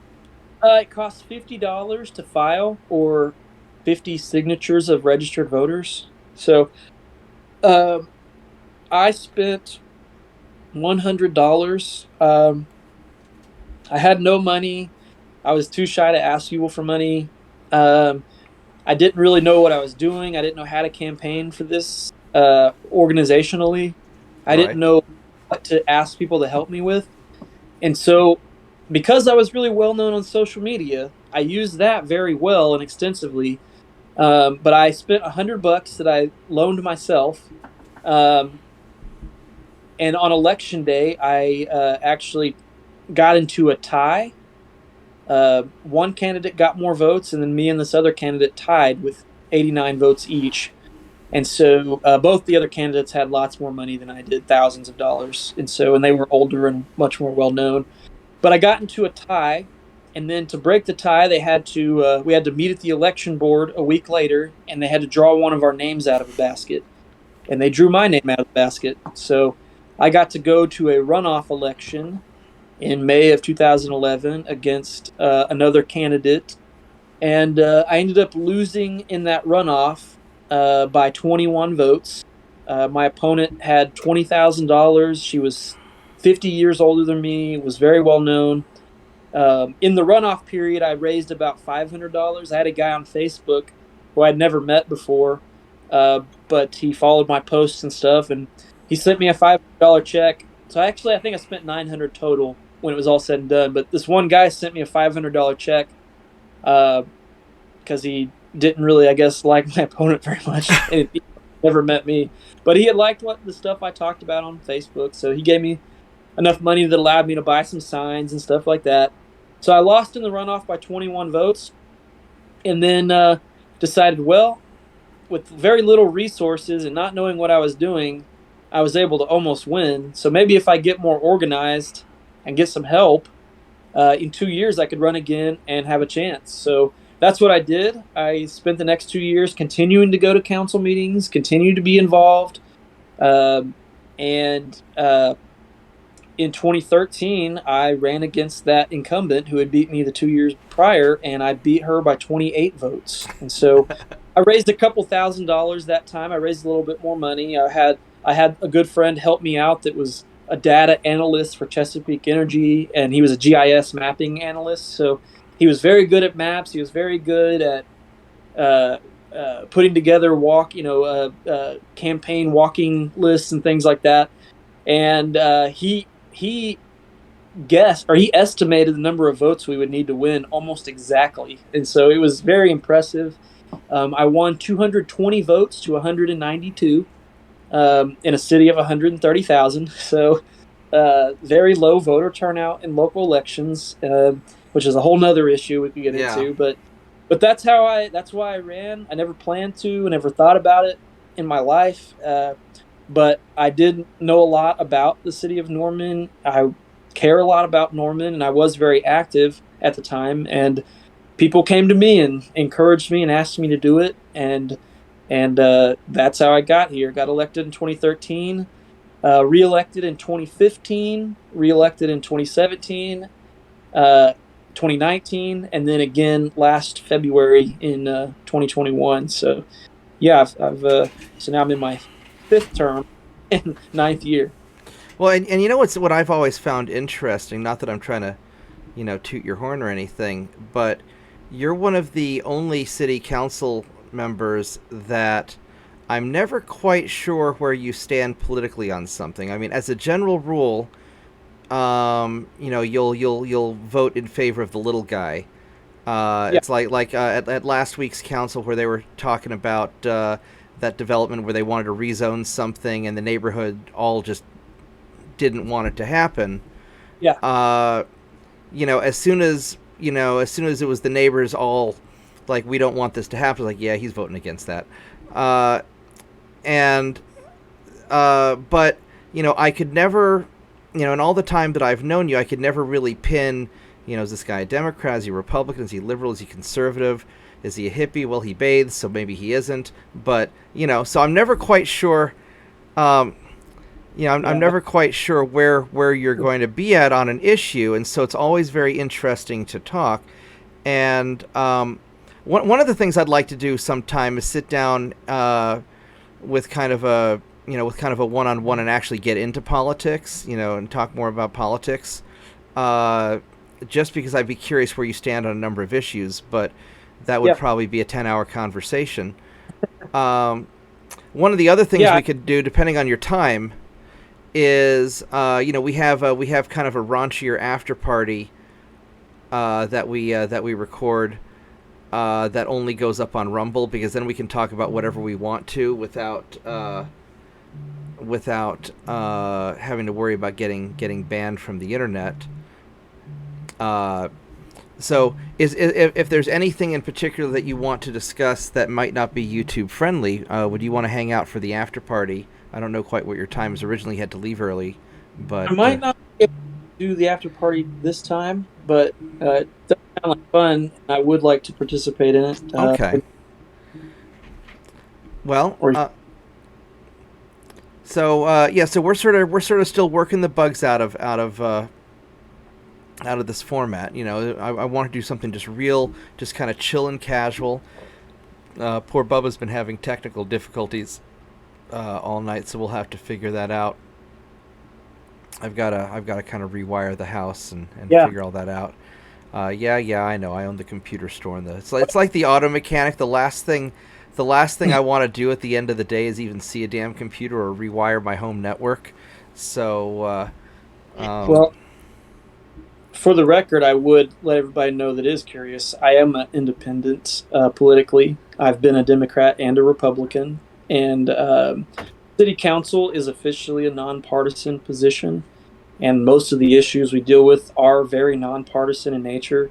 I found that neighbors of opposite political parties come together really fast when there's a development issue impacting their neighborhood or something like that. So a lot of the stuff we deal with is the daily, day-to-day operations of traffic signals, sidewalks, public safety stuff, and a lot of it really is partisan.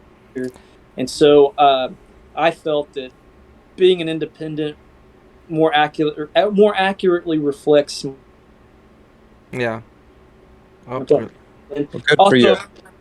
Also reflects my job as a city council member to be kind of not necessarily impartial, but be kind of even, I guess, or someone that I think my goal was to be someone that everybody in my ward would feel comfortable coming to.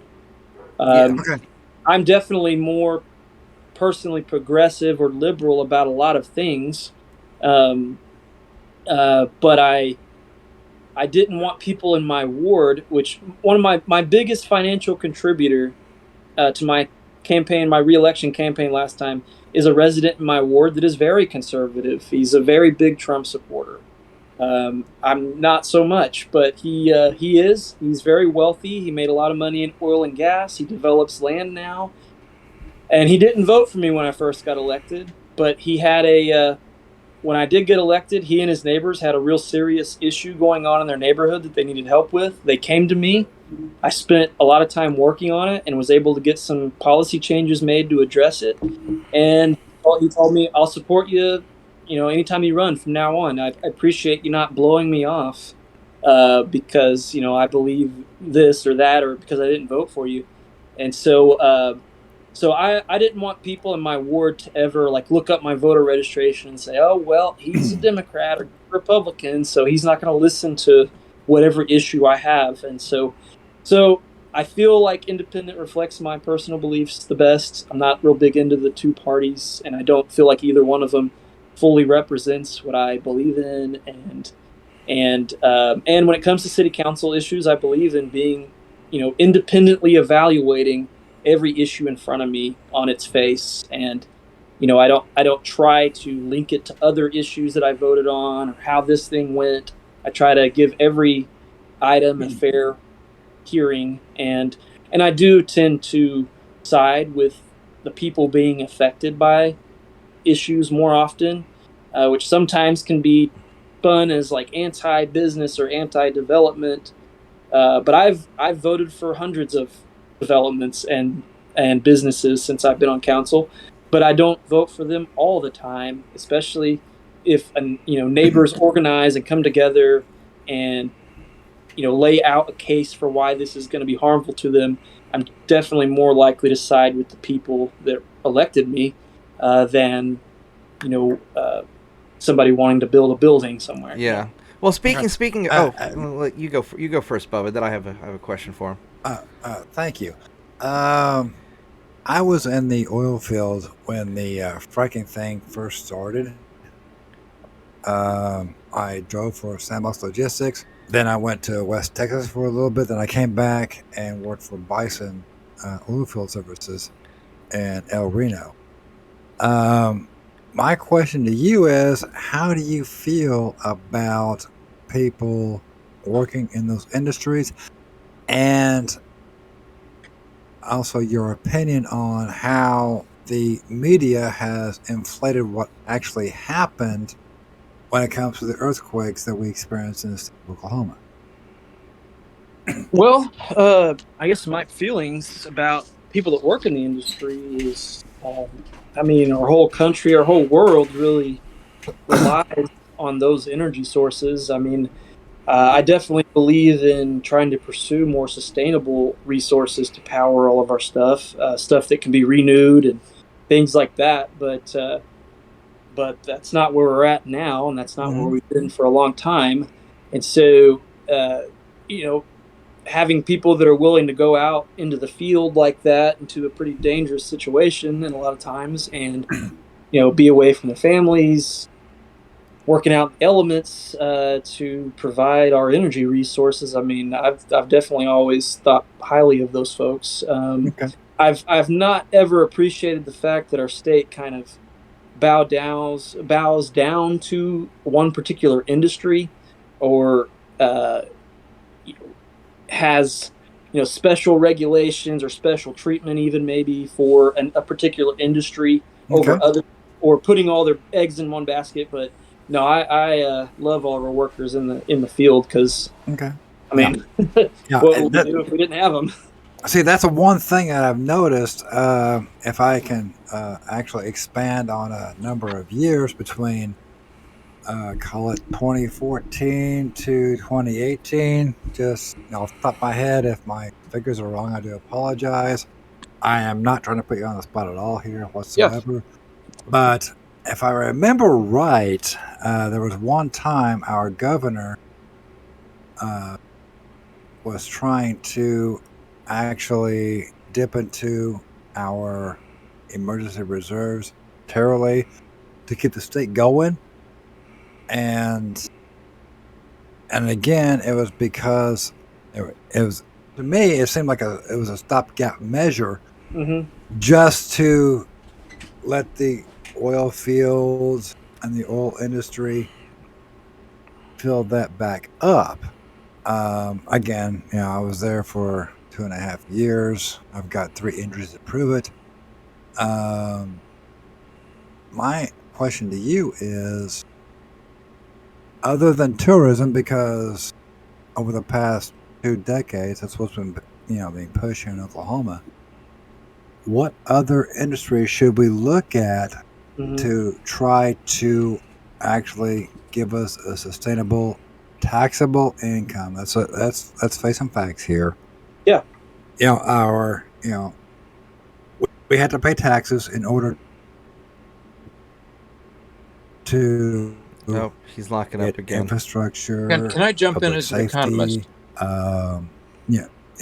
Just okay. I really hate your internet. Yeah, you're lagging pretty bad there. And just basic necessities. Your internet, fix it. It's working fine for me. It's working everywhere else in the house. It's just your room that's blah blah blah blah. Shut up. But it's what other industry should we bring into the state of Oklahoma that could be sustainable year round, decade sustaining? I have an idea for you. Sure. It's called Not California, Not New York. And if you want to move here, we'd love to have you, and you can work remotely in the new era, working from your home. You won't like me because I will burn people down in those states in about 15.5 seconds. I'll be honest with you. For the economy, diversifying Oklahoma's economy, one of the biggest things that's ever happened has been medical marijuana, actually. It has brought an entirely new industry to the state. It's created over 13,000 new businesses, thousands of new jobs. It's generated hundreds of millions of dollars in tax revenue.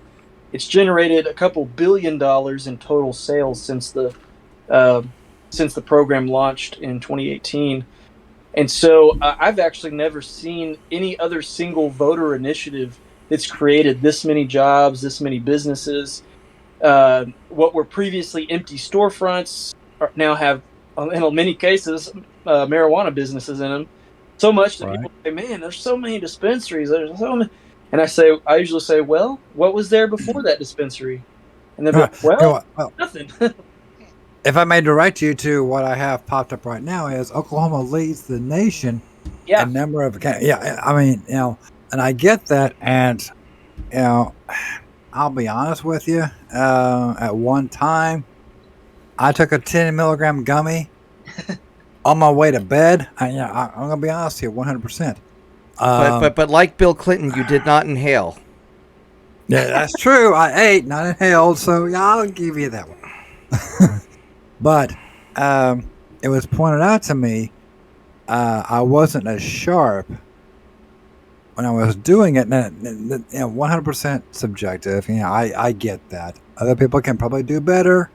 Other people do worse. It's one of those things. But I would also like your opinion on if the state of California. Okay, for instance, there was a place I delivered to, and I was a truck driver for 22 years. Okay, I delivered to a place that was sending the IV pushes over to Singapore, China. They got put on cargo ships.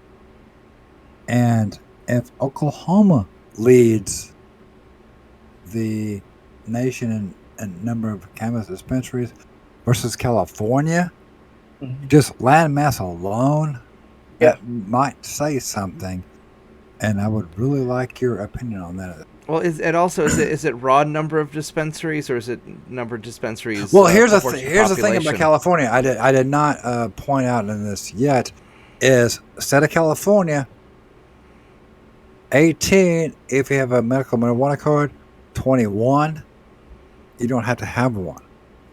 Okay, it's that bad. Or I said bad. I do apologize. It's they're recreational there. Exactly. So, with California, I know, in my opinion, and we've seen evidence of this even recently, that it seems to be over-regulated there. The tax is arguably too high, And I recently read about how the city of San Francisco had suspended their cannabis tax because of the black market was still very much thriving there. So I don't know. I know in like Las Vegas, in Nevada, they limit the number of dispensaries allowed. It's also recreational in Nevada. And they limit the number of dispensaries. I think there's maybe 10. And so there's like a line out the door to get in all of them. And so it's real limited. Again, I hold my hands up. I have no idea. I just know, just based on my experience as a professional driver up until December 2020. Here, there's no regulation. There's no, which a lot of people in the industry, like myself, have been calling for there to be some structure. I don't want limits on licenses or anything like that. I think, again, however many businesses there can be is however many there can be. Okay. I don't want the government saying, well, we're only going to allow 10 of them. I think that's wrong.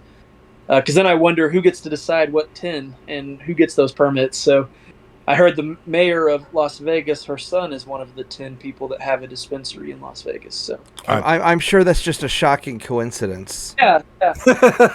So I don't know I know in California there are counties and cities that don't allow it. Bakersfield, California is a place one of my friends lives, a very large city. Yeah, it is. You can possess marijuana there, and you can have it delivered to your house, but there are no dispensaries, and you can't go buy it. So you can have it delivered from a non-public dispensary, but you can't go buy it, and so it's kind of weird depending on what city or what county you're in California, and then the tax situation. So the tax situation here is it's in Norman, for example, the total tax for it seems like once you in Bakersfield, once you get it, you're cool, but you can possess it. You're screwed. So in Norman, the tax is 15.75%. Locked up again. I hate that. Oh yeah. So for every dollar you're spending, you're almost paying 16% in taxes, and it's broken down. When voters approved medical marijuana in Oklahoma, part of the ballot described a 7% cannabis tax that would go to the state, that would be for regulating the program, okay, and so on, other uses, and then the local sales tax rate is applied to the top of that 7%. So in Norman, our local sales tax rate is 8.75%. So 7 on top of that, you get your 15.75, and so that's what you're paying on tax. But in like California, there's places where it's 25, 30+% tax. And so if you're paying that much in tax, most people can get it from a dealer on the street much cheaper than that. The drawback to me with that is when you go into a dispensary, you have a pretty wide selection of products. The product's going to be pure, and it's not going to be laced with fentanyl or whatever. If I can actually expound on that for a second, because I was, a medical marijuana card holder until September of this past year. Okay. And then he locked up. Oh. What are you? Okay. Fix your freaking internet. My internet works fine. I can hear him, but the visuals. Yeah, no, I think it's because he's on wireless, and the wireless is weak in that part of the house. Whose fault is that? Anyway. It's your fault for getting a divorce and losing the house and the divorce and ending up in my guest room. Oh man! Oh man! That was... Oh, you want to? You will not like this. I know. We don't. What I'm about to. We know the topic for the after party now. Victim blaming. We know the topic for the after party now, baby. You will like it. But anyway, I've got some Down syndrome kids down the road you can punch. I'll punch you first, Maddie. Anyway, I was making fun of Bob. Not you. I'll punch you just for fun. I don't think they let me in your country. Probably not. Yeah. But no, the Probably got biggest that thing stink of is freedom on you. I know, because right? I'm looking at the tax thing, and if I go to Riverwind Casino, which I'm not quite sure, you said which ward you're in, but I don't know where it covers. To be honest, okay. It's down by campus, I think. Most of the Of course, here we go. Okay. Yep. Most of the camp. Yeah. Okay, cool. There's a 50 cent on table games. 50 cent per bet for blackjack. I only play blackjack because I'm cool like that.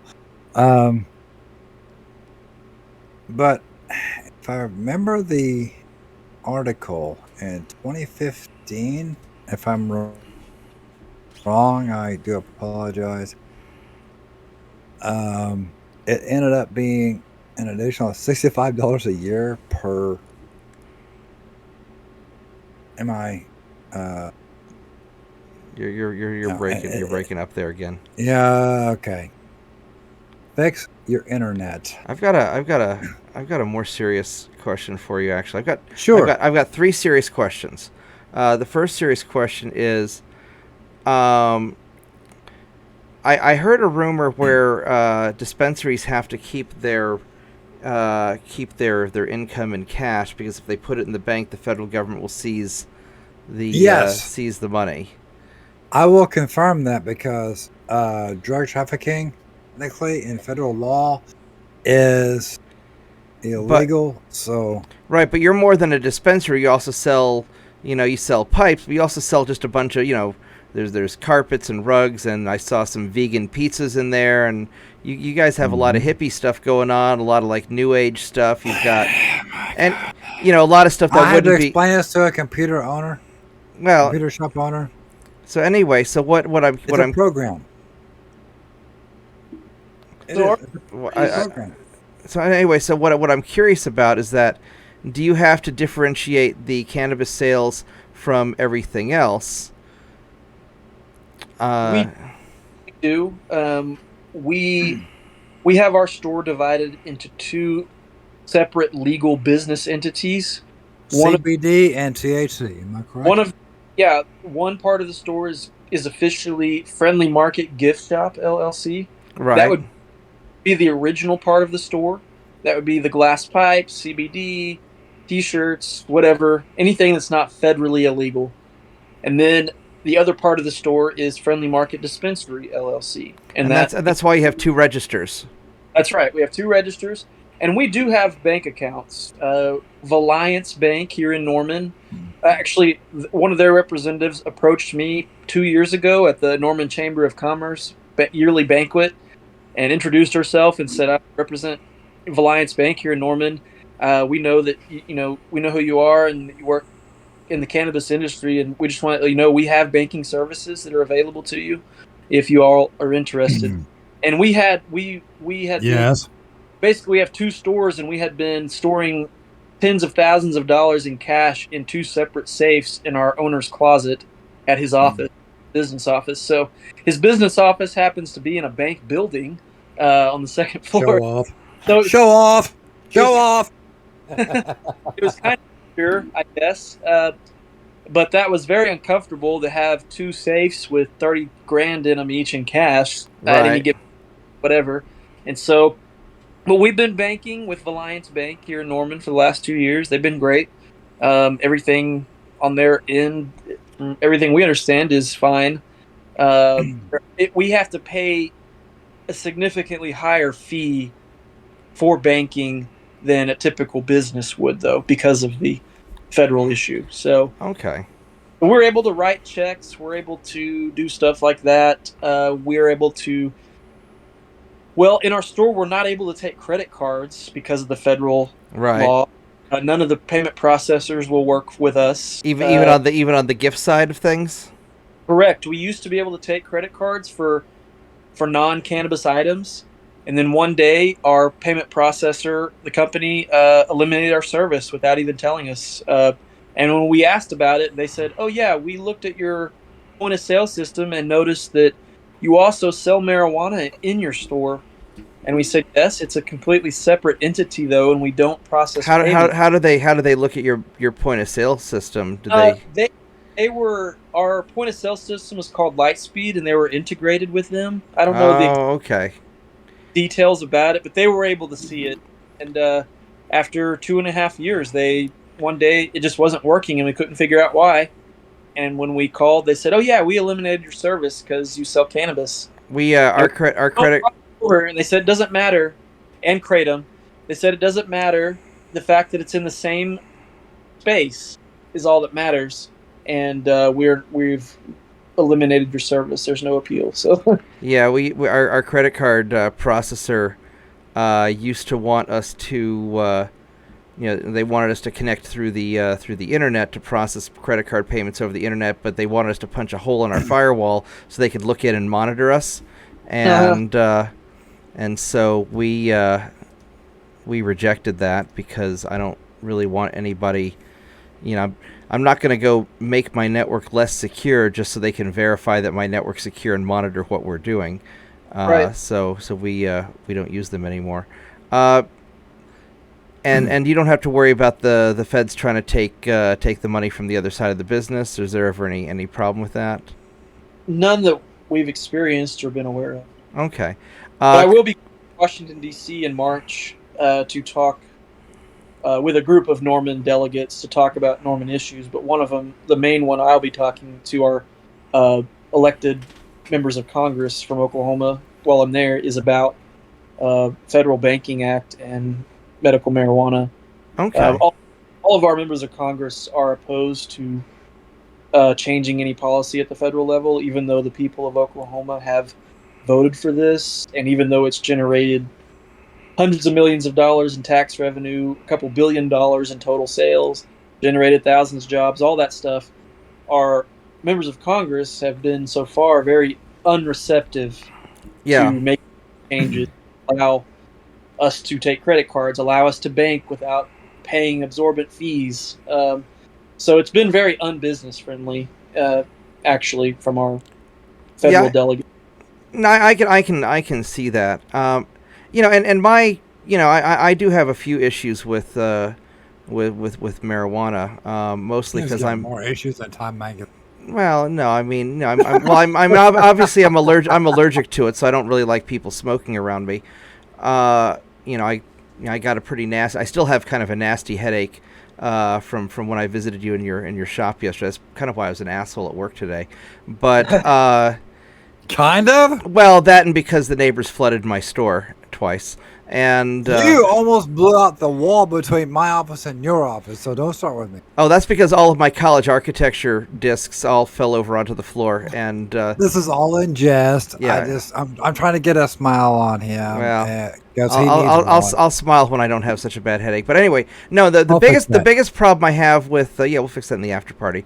The biggest problem I have with marijuana is that my understanding is people are supposed to smoke it. I don't care what people do in their home. I get annoyed that I can't go to rock concerts generally because people be smoking in public, and sure.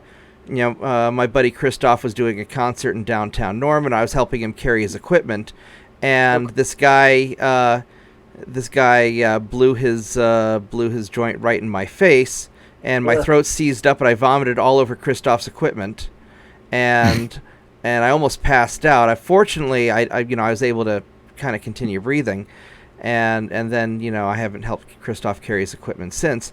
But it was a nice concert up until that one guy came in, and so it's one of the issues I have in New York. People just smoke pot in the street and just blow it everywhere.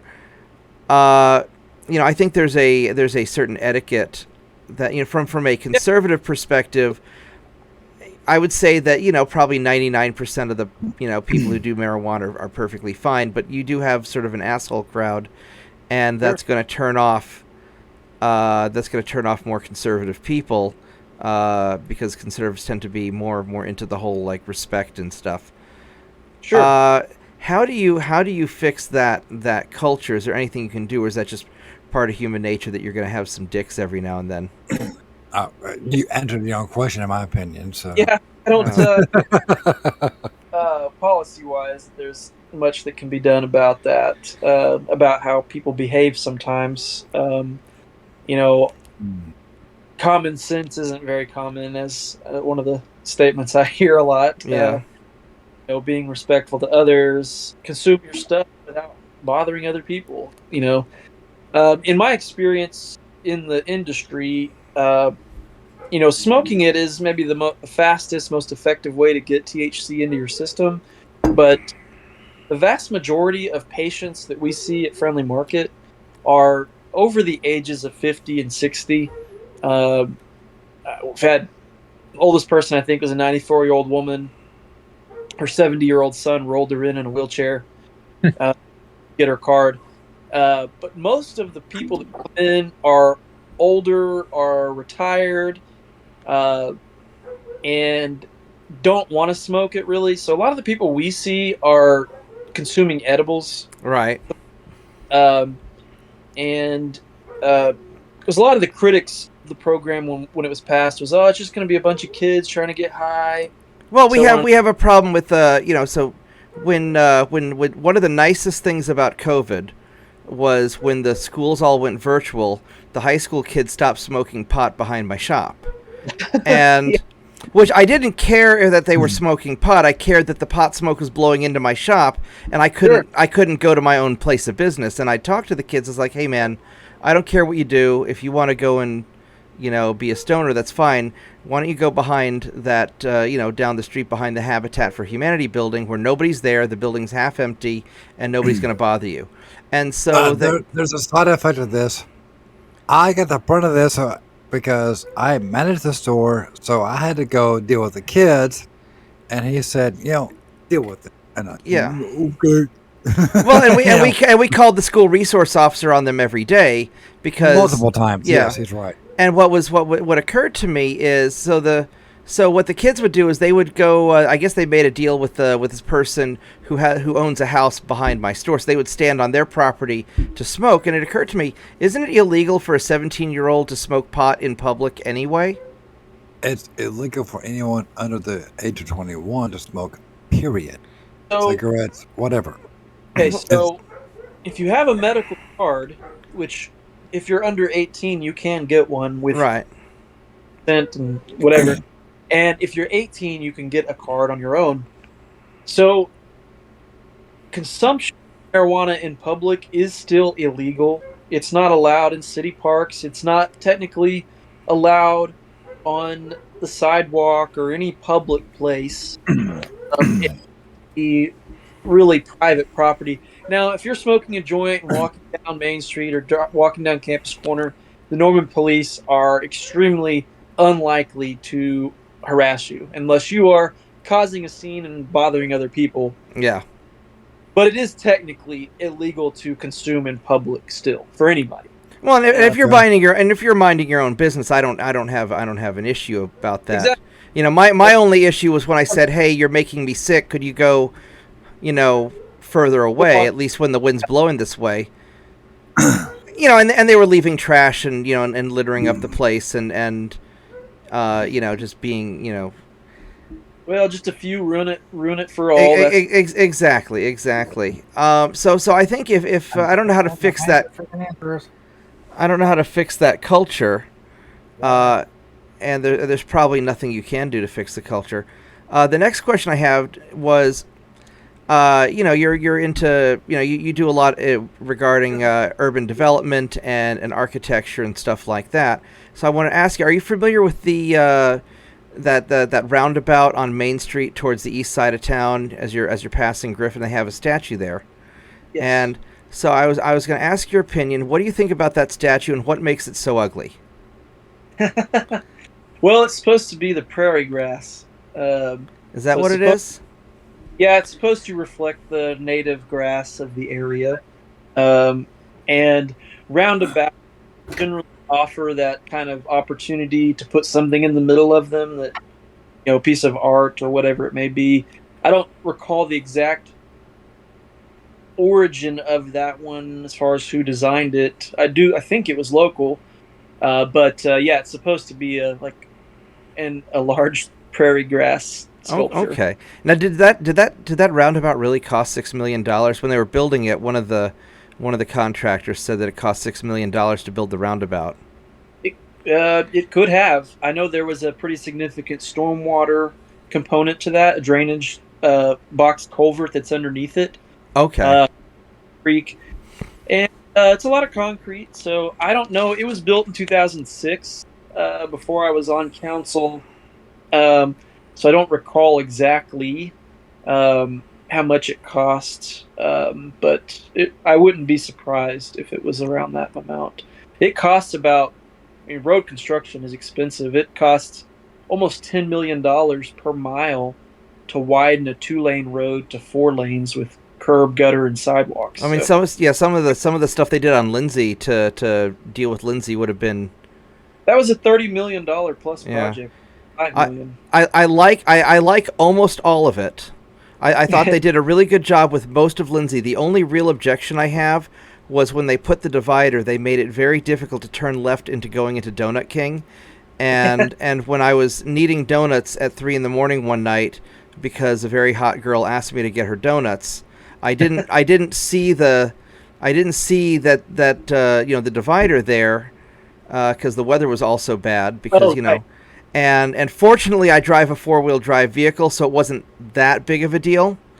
But if they'd gone maybe about 10 feet either way with it to make it easier to get into Donut King, that would have been right. Well, the reason for the median there was because the old Lindsay Street from Berry Road to I-35, basically, if folks remember, was just a 3-lane street. It had one lane in each with a middle turn lane, which I like those types of streets, but there was definitely more traffic on West Lindsay Street than that design could handle. And so between Berry Road and 24th Avenue, I-35 is a mile, and that mile stretch of road was rated as the #1 accident-prone mile stretch of road in the entire OKC metro area.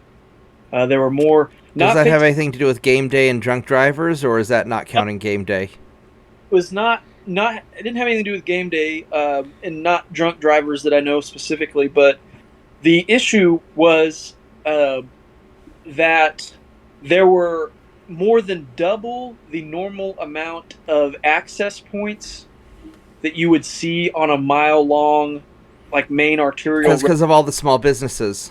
All the driveways. So you'll see multiple have 3 driveways when they only really needed 1, but just over time it just developed randomly over the years. And so there were something like 85 driveways between Berry Road and 24th, areas where people could turn left or turn out of. And the real hot spot was right there in front of Homeland and Classic 50s. There were more low speed, so not fatality accidents, but property damage. There were more low speed accidents right there than any other single place in the metro area. And so a high traffic volume coupled with a lot of places where people could turn left and into traffic and stuff resulted in a lot of accidents and a lot of traffic congestion. So that was the reason for the median, was to better control the left-hand turns. A left-hand turn is the most dangerous driving movement that we make when we're driving. And so the idea was to limit, the first idea was to try to close off half of those driveways. The city was able to get some property owners to agree to closing off some of them, but the city didn't force anybody to close them off if they didn't want to. Yeah. So we still had probably 70 of them. So we weren't able to reduce the number of access points. So the idea was we'll build a raised median in the middle and control where people can turn left so that they're not turning left into the same point and crashing into each other. Yeah. Well, and most of those driveways, or most of those, you can turn in one place, then drive through the parking lot to get to.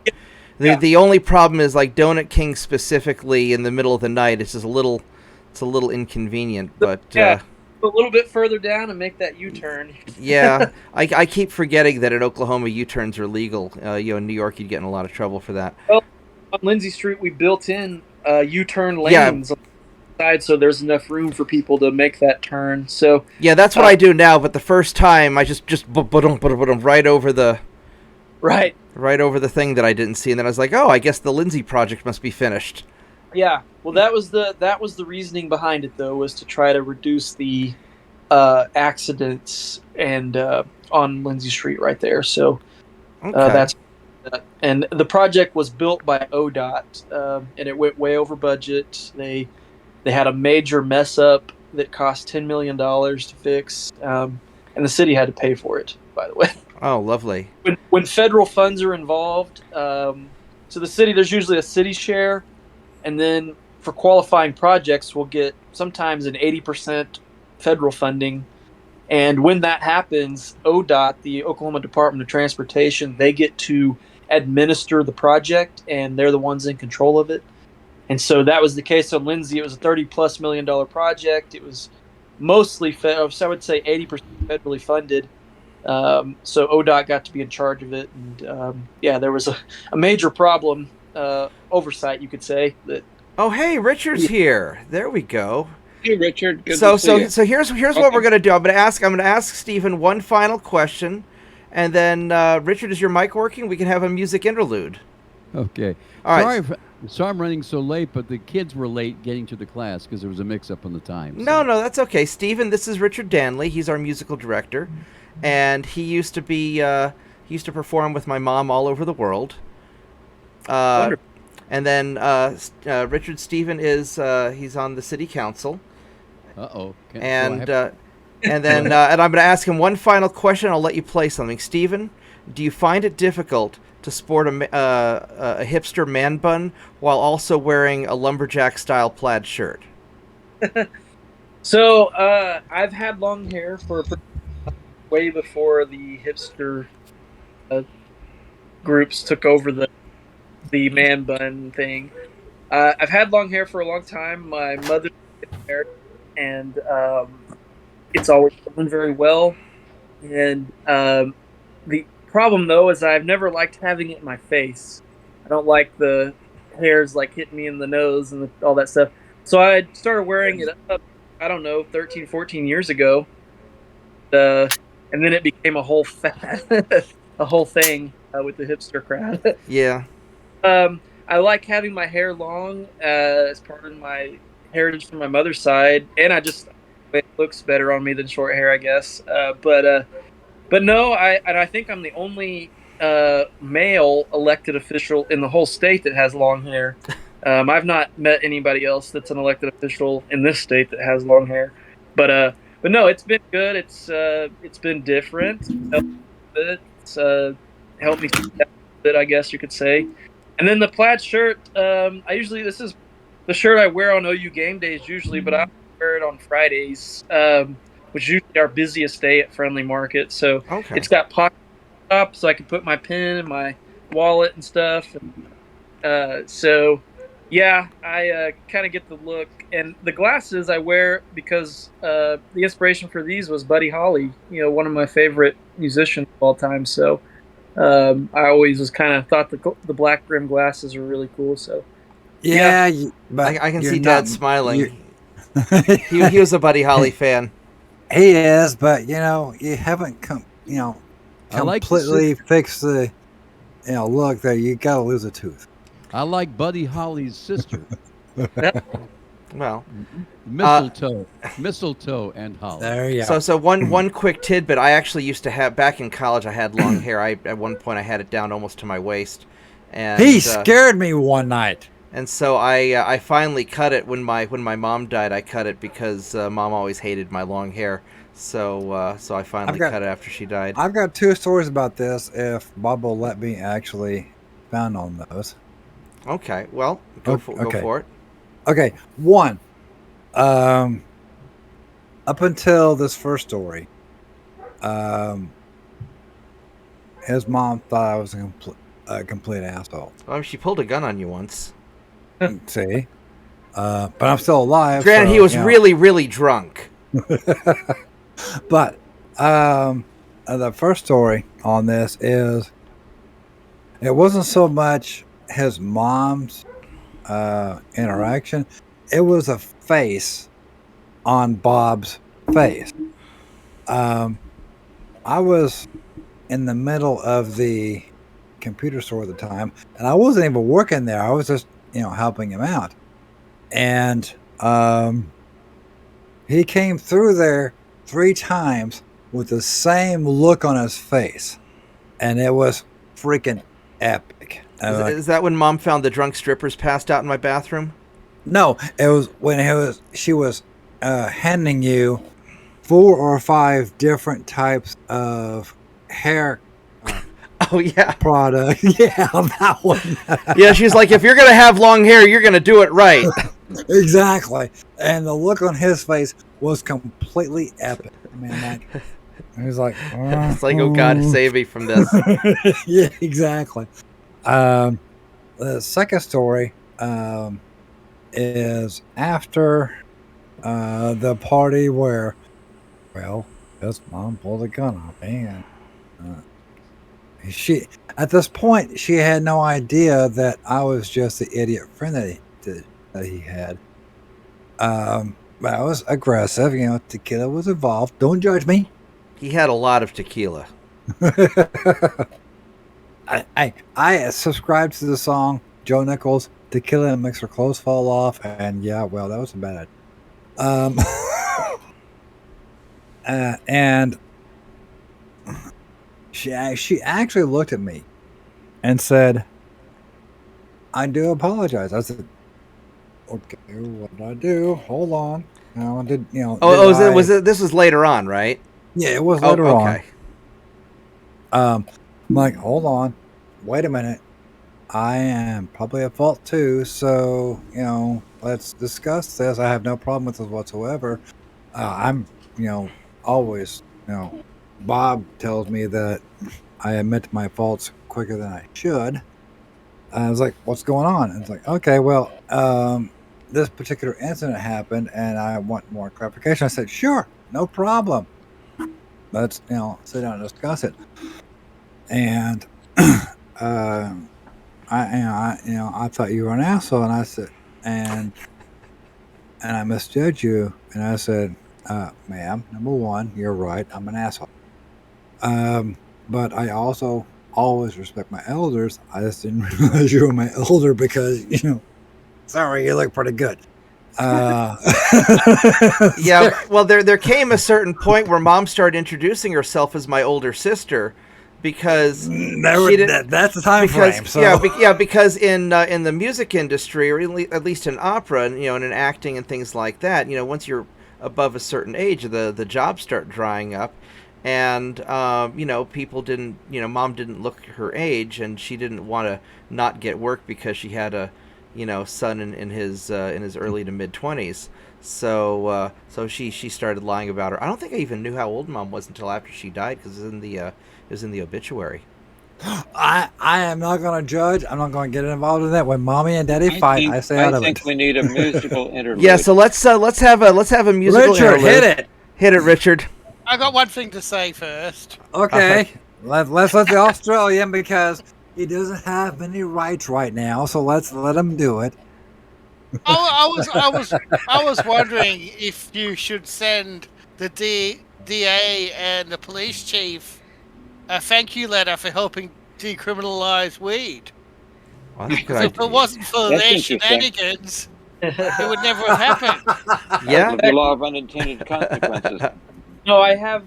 Hey, Barbara Streisand that one right into legalness. Yeah, our chief of police from then took a job somewhere else shortly after, and then. But yeah, I've definitely mentioned that a few times, like to some of my buddies in the department. I'll say, "Hey, appreciate you guys helping push it over the finish line." The threshold there, buddy. Yes, and now so Oklahoma is the only state in the United States where state law limits cities to operating on sales tax only. So we pay for police and firefighters with sales tax. Most cities use property tax and a mix of other types of taxes, but here we use sales tax. So now our police are are benefiting by the fact that we're bringing in sales tax from all these medical marijuana businesses. So Okay, if I can actually expound on that for a second, what about purely service companies, if I may ask about that? How does Norman, the city of Norman, get Well, there's no income sales from that? there's no sales tax. Hold on, service. let the politician answer. Jesus. yeah, we only get sales tax from entities that report sales tax to the state of Oklahoma. So if there's a business that isn't paying taxes to the state or sales tax or whatever it may be, then we don't get it. So Okay. Because I manage How's his that business, so musical he had, interlude? Yeah, I Well, don't- you give me a minute, Dad Bob. Mark, he owns a business that I manage, but at the same time, I also have a business of my own, which is purely service, 100%. I don't do any type of There's sales whatsoever. not generally sales tax applied to service jobs or Yeah, service. it's, So there's been talk about doing that in Oklahoma, I'll expanding fix that. services. But yeah, that's not the case currently, at Okay. least So yeah, Oh yeah. I'm a financial coach, not a financial advisor. Don't get me started on that particular diatribe.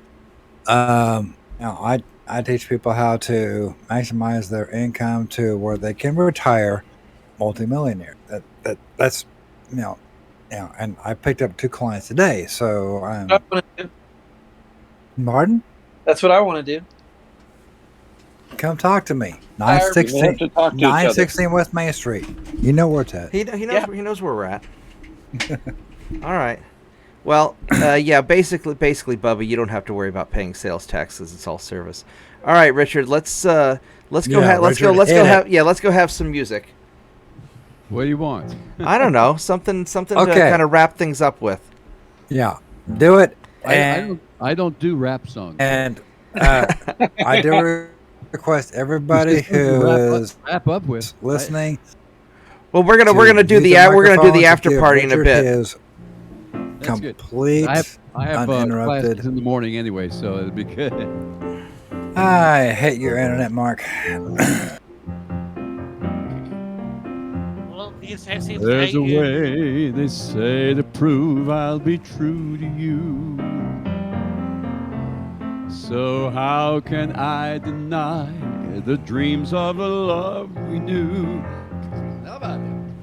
I need you so, and though the time isn't right for you, I know that we could be together and start anew. There'll be a time for tomorrow, a time for loving again, a time for tomorrow. Please say you love me till then, till then. And you see that we could never go on this way. If no one cares, then there's no reason for love to stay. For I believe that even though you would turn away, the day would come when from your lips I could hear you say, there'll be a time for tomorrow, a time for loving again, a time for tomorrow. Please say you'll love me till then, till then. There'll be a time for tomorrow, a time for loving again, a time for tomorrow. Please say you'll love me till then, till then.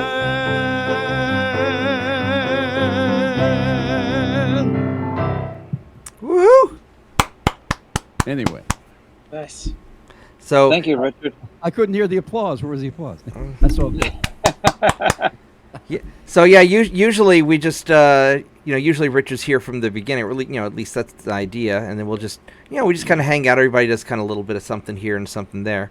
You should explain the reason I was late is because on Friday nights I usually teach students in Hong Kong because I'm and the flight got delayed. Yeah. It does sound like that, doesn't it?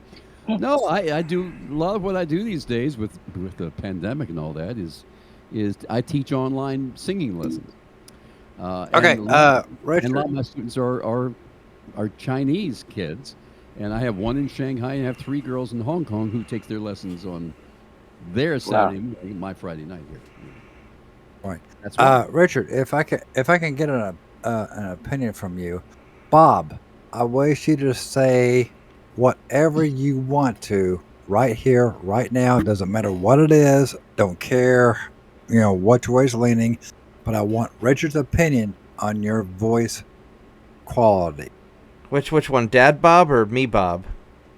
No, Richard, the Right. guy here with a microphone and the Right, but which keyboard. Bob is you want? Are you wanting the voice quality? You. Oh, okay. Okay, fine, Mark. Go ahead. Say whatever you want to do. I have a question for Richard. Yeah. But what's the speak. question? What's the question? Go ahead. He wants to know how good the mic is. I think is what he's asking. Exactly. Your microphone, Mark? Yes. Yeah. From what I can tell, it sounds fine, but that's on my system here. So Okay, that's fine. Yeah. Apparently, because I'm borrowing Bubba's mic, and apparently he's surprising me by getting me one of these for myself. Yes, he's going to get his own.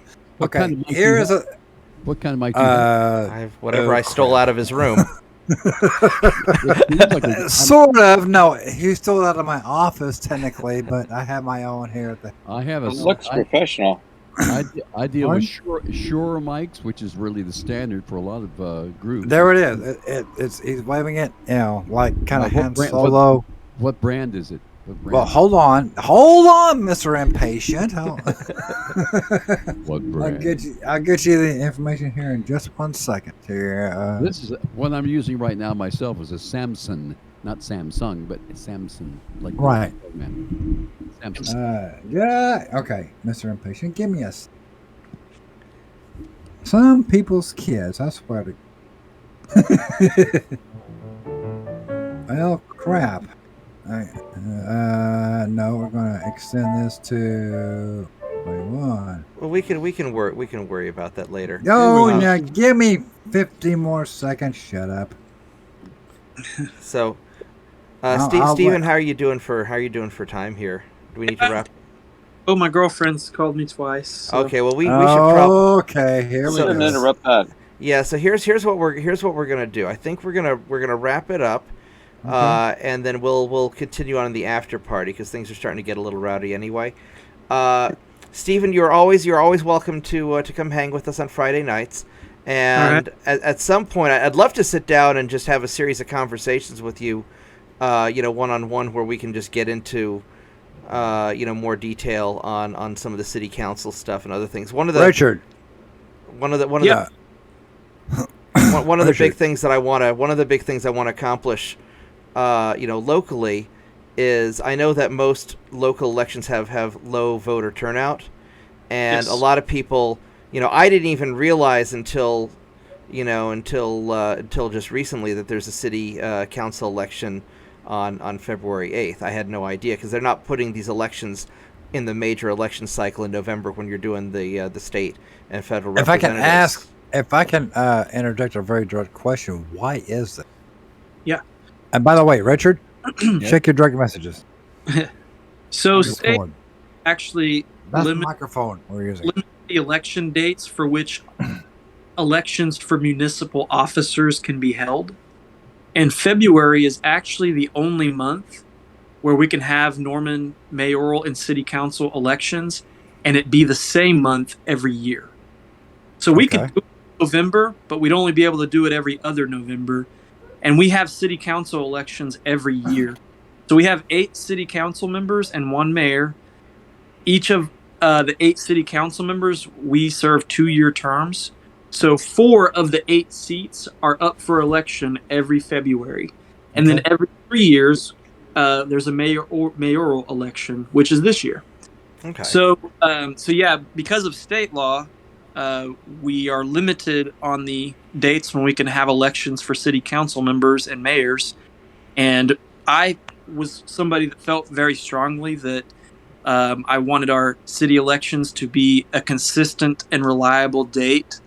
And since February was the only month where it could be the same month every year, that's what we chose. So I kind of wanted us to get into the pattern of, okay, people of Norman, just expect every February, every first Tuesday of February, there's going to be, or second sometimes, but it's the first one this year.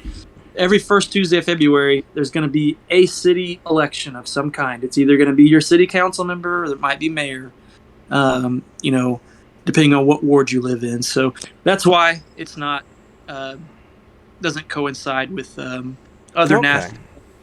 We've also found that when municipal issues are put on the ballot with state and federal issues, it doesn't necessarily equate to a higher vote turnout on those municipal issues.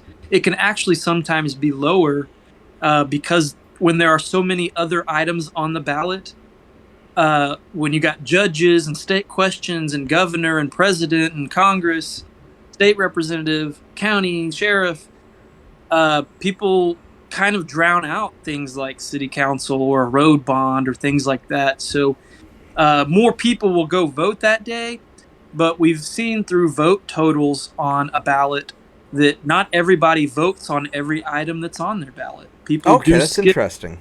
People skip items that they don't know about a lot of times. If they're not familiar with it, they'll just skip it. And so we have found that in some instances, a city election that's on the same ballot as a heavy federal and state election may not get more turnout on that ballot item because there are so many other things drowning it out. So that's why. All right. Yeah. Well, right on. All right, so we're gonna wrap it. We're gonna wrap it up, and then we're gonna start. We'll take a break, and then we'll start recording the after party. Now, the after party only exists on Rumble, and the reason is because certain Australians like to say naughty things, and Maddie kind of becomes the star of the show for the after party. I don't know and sometimes we have some other people too. No. The Australians in this after party show aren't, the stars. They're the epic stars. I want to get that straight. Maddie, you need props here. It's been a while since we talked, so I want to give it to you. Guess what? This show is yours. I'll just produce it and hopefully, not. I was actually thinking of making a Rumble show called Maddie Reads the News. Oh, no. Quit stopping about thinking. Do it. Oh man, I'd love to do that. All right. So here's what we're gonna do. Here's what we're gonna do for the after party. I know that Bubba has a series of articles that he hasn't that we didn't have time for today because I wanted to focus on Stephen. So I think with the after party, we're gonna get Maddie's based views on whatever news articles Bubba's pulled up, and we'll so everybody, if you like what we're doing, feel free to subscribe to YouTube. To our YouTube channel. Definitely check us out on Rumble because that's where all the naughty stuff goes. And Stephen, I hope to have you again, and let's do some one-on-one. Anybody have some closing thoughts? Yes, I would like to extend an invitation to Stephen to meet with me at some time in the next week and a half, 2 weeks, 4 weeks, whatever's convenient for you. Talk about issues and let's have some fun. You're going to find that there's weighted exercise vests in the same store that I manage.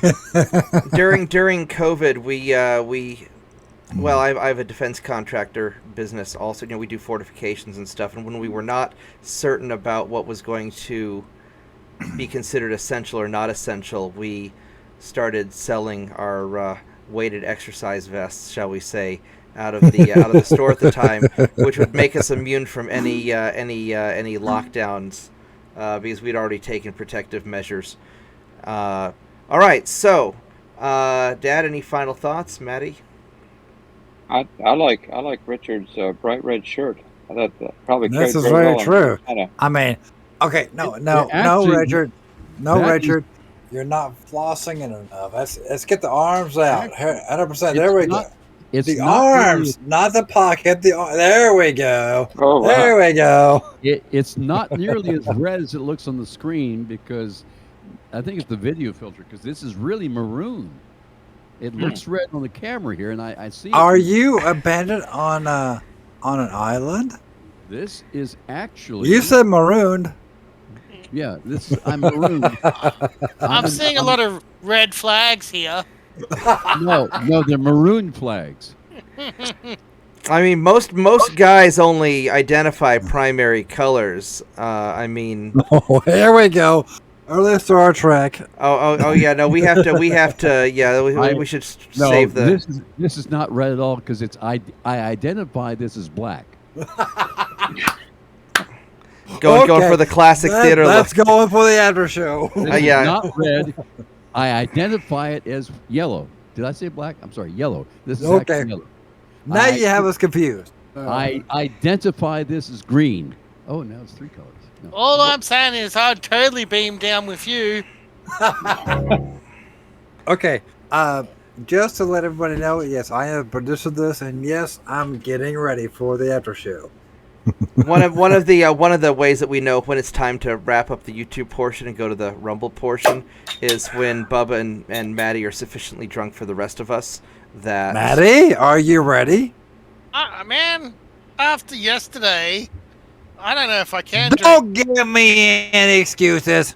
All right, so here's what we're gonna do. I'm gonna thank everybody for watching. So actually, I'm going to thank everybody who participated in this, especially Stephen. That was, to be honest, it was a pretty big risk for him to come on here. I do trust that we didn't jeopardize what you want to do too much. Shut up. Dad the Orc, great seeing you again. Richard, for some reason I don't have you in video on my side, but I see you on. Hold on, take a breath. Don't get upset. I do see you in video on my main screen. Maddie, yeah, we'll get to you in a minute. And Vorgath, I really wish we could see you in video, but I understand you're listening. But again, everybody, thank you for watching and listening. If you're going to join us for the after show, do yourself a favor, get a couple of good drinks because it's about to be a blast. all right, so and also thank you for subscribing, share it with your friends, and don't be assholes to each other because even though Mom's not around to pull a gun on you anymore, the rest of us will. No, I'm just kidding. We're not going to do that. For me, because- I'm not allowed to have guns. Yeah, because you're not allowed to have them because you guys gave them all up. All right. Yep, you did. All right. Let's take a 5-10 minute break and then we'll have after party time. Go thing. Richard, I hope you join us again. Thank you. Well, for having And me. I do want to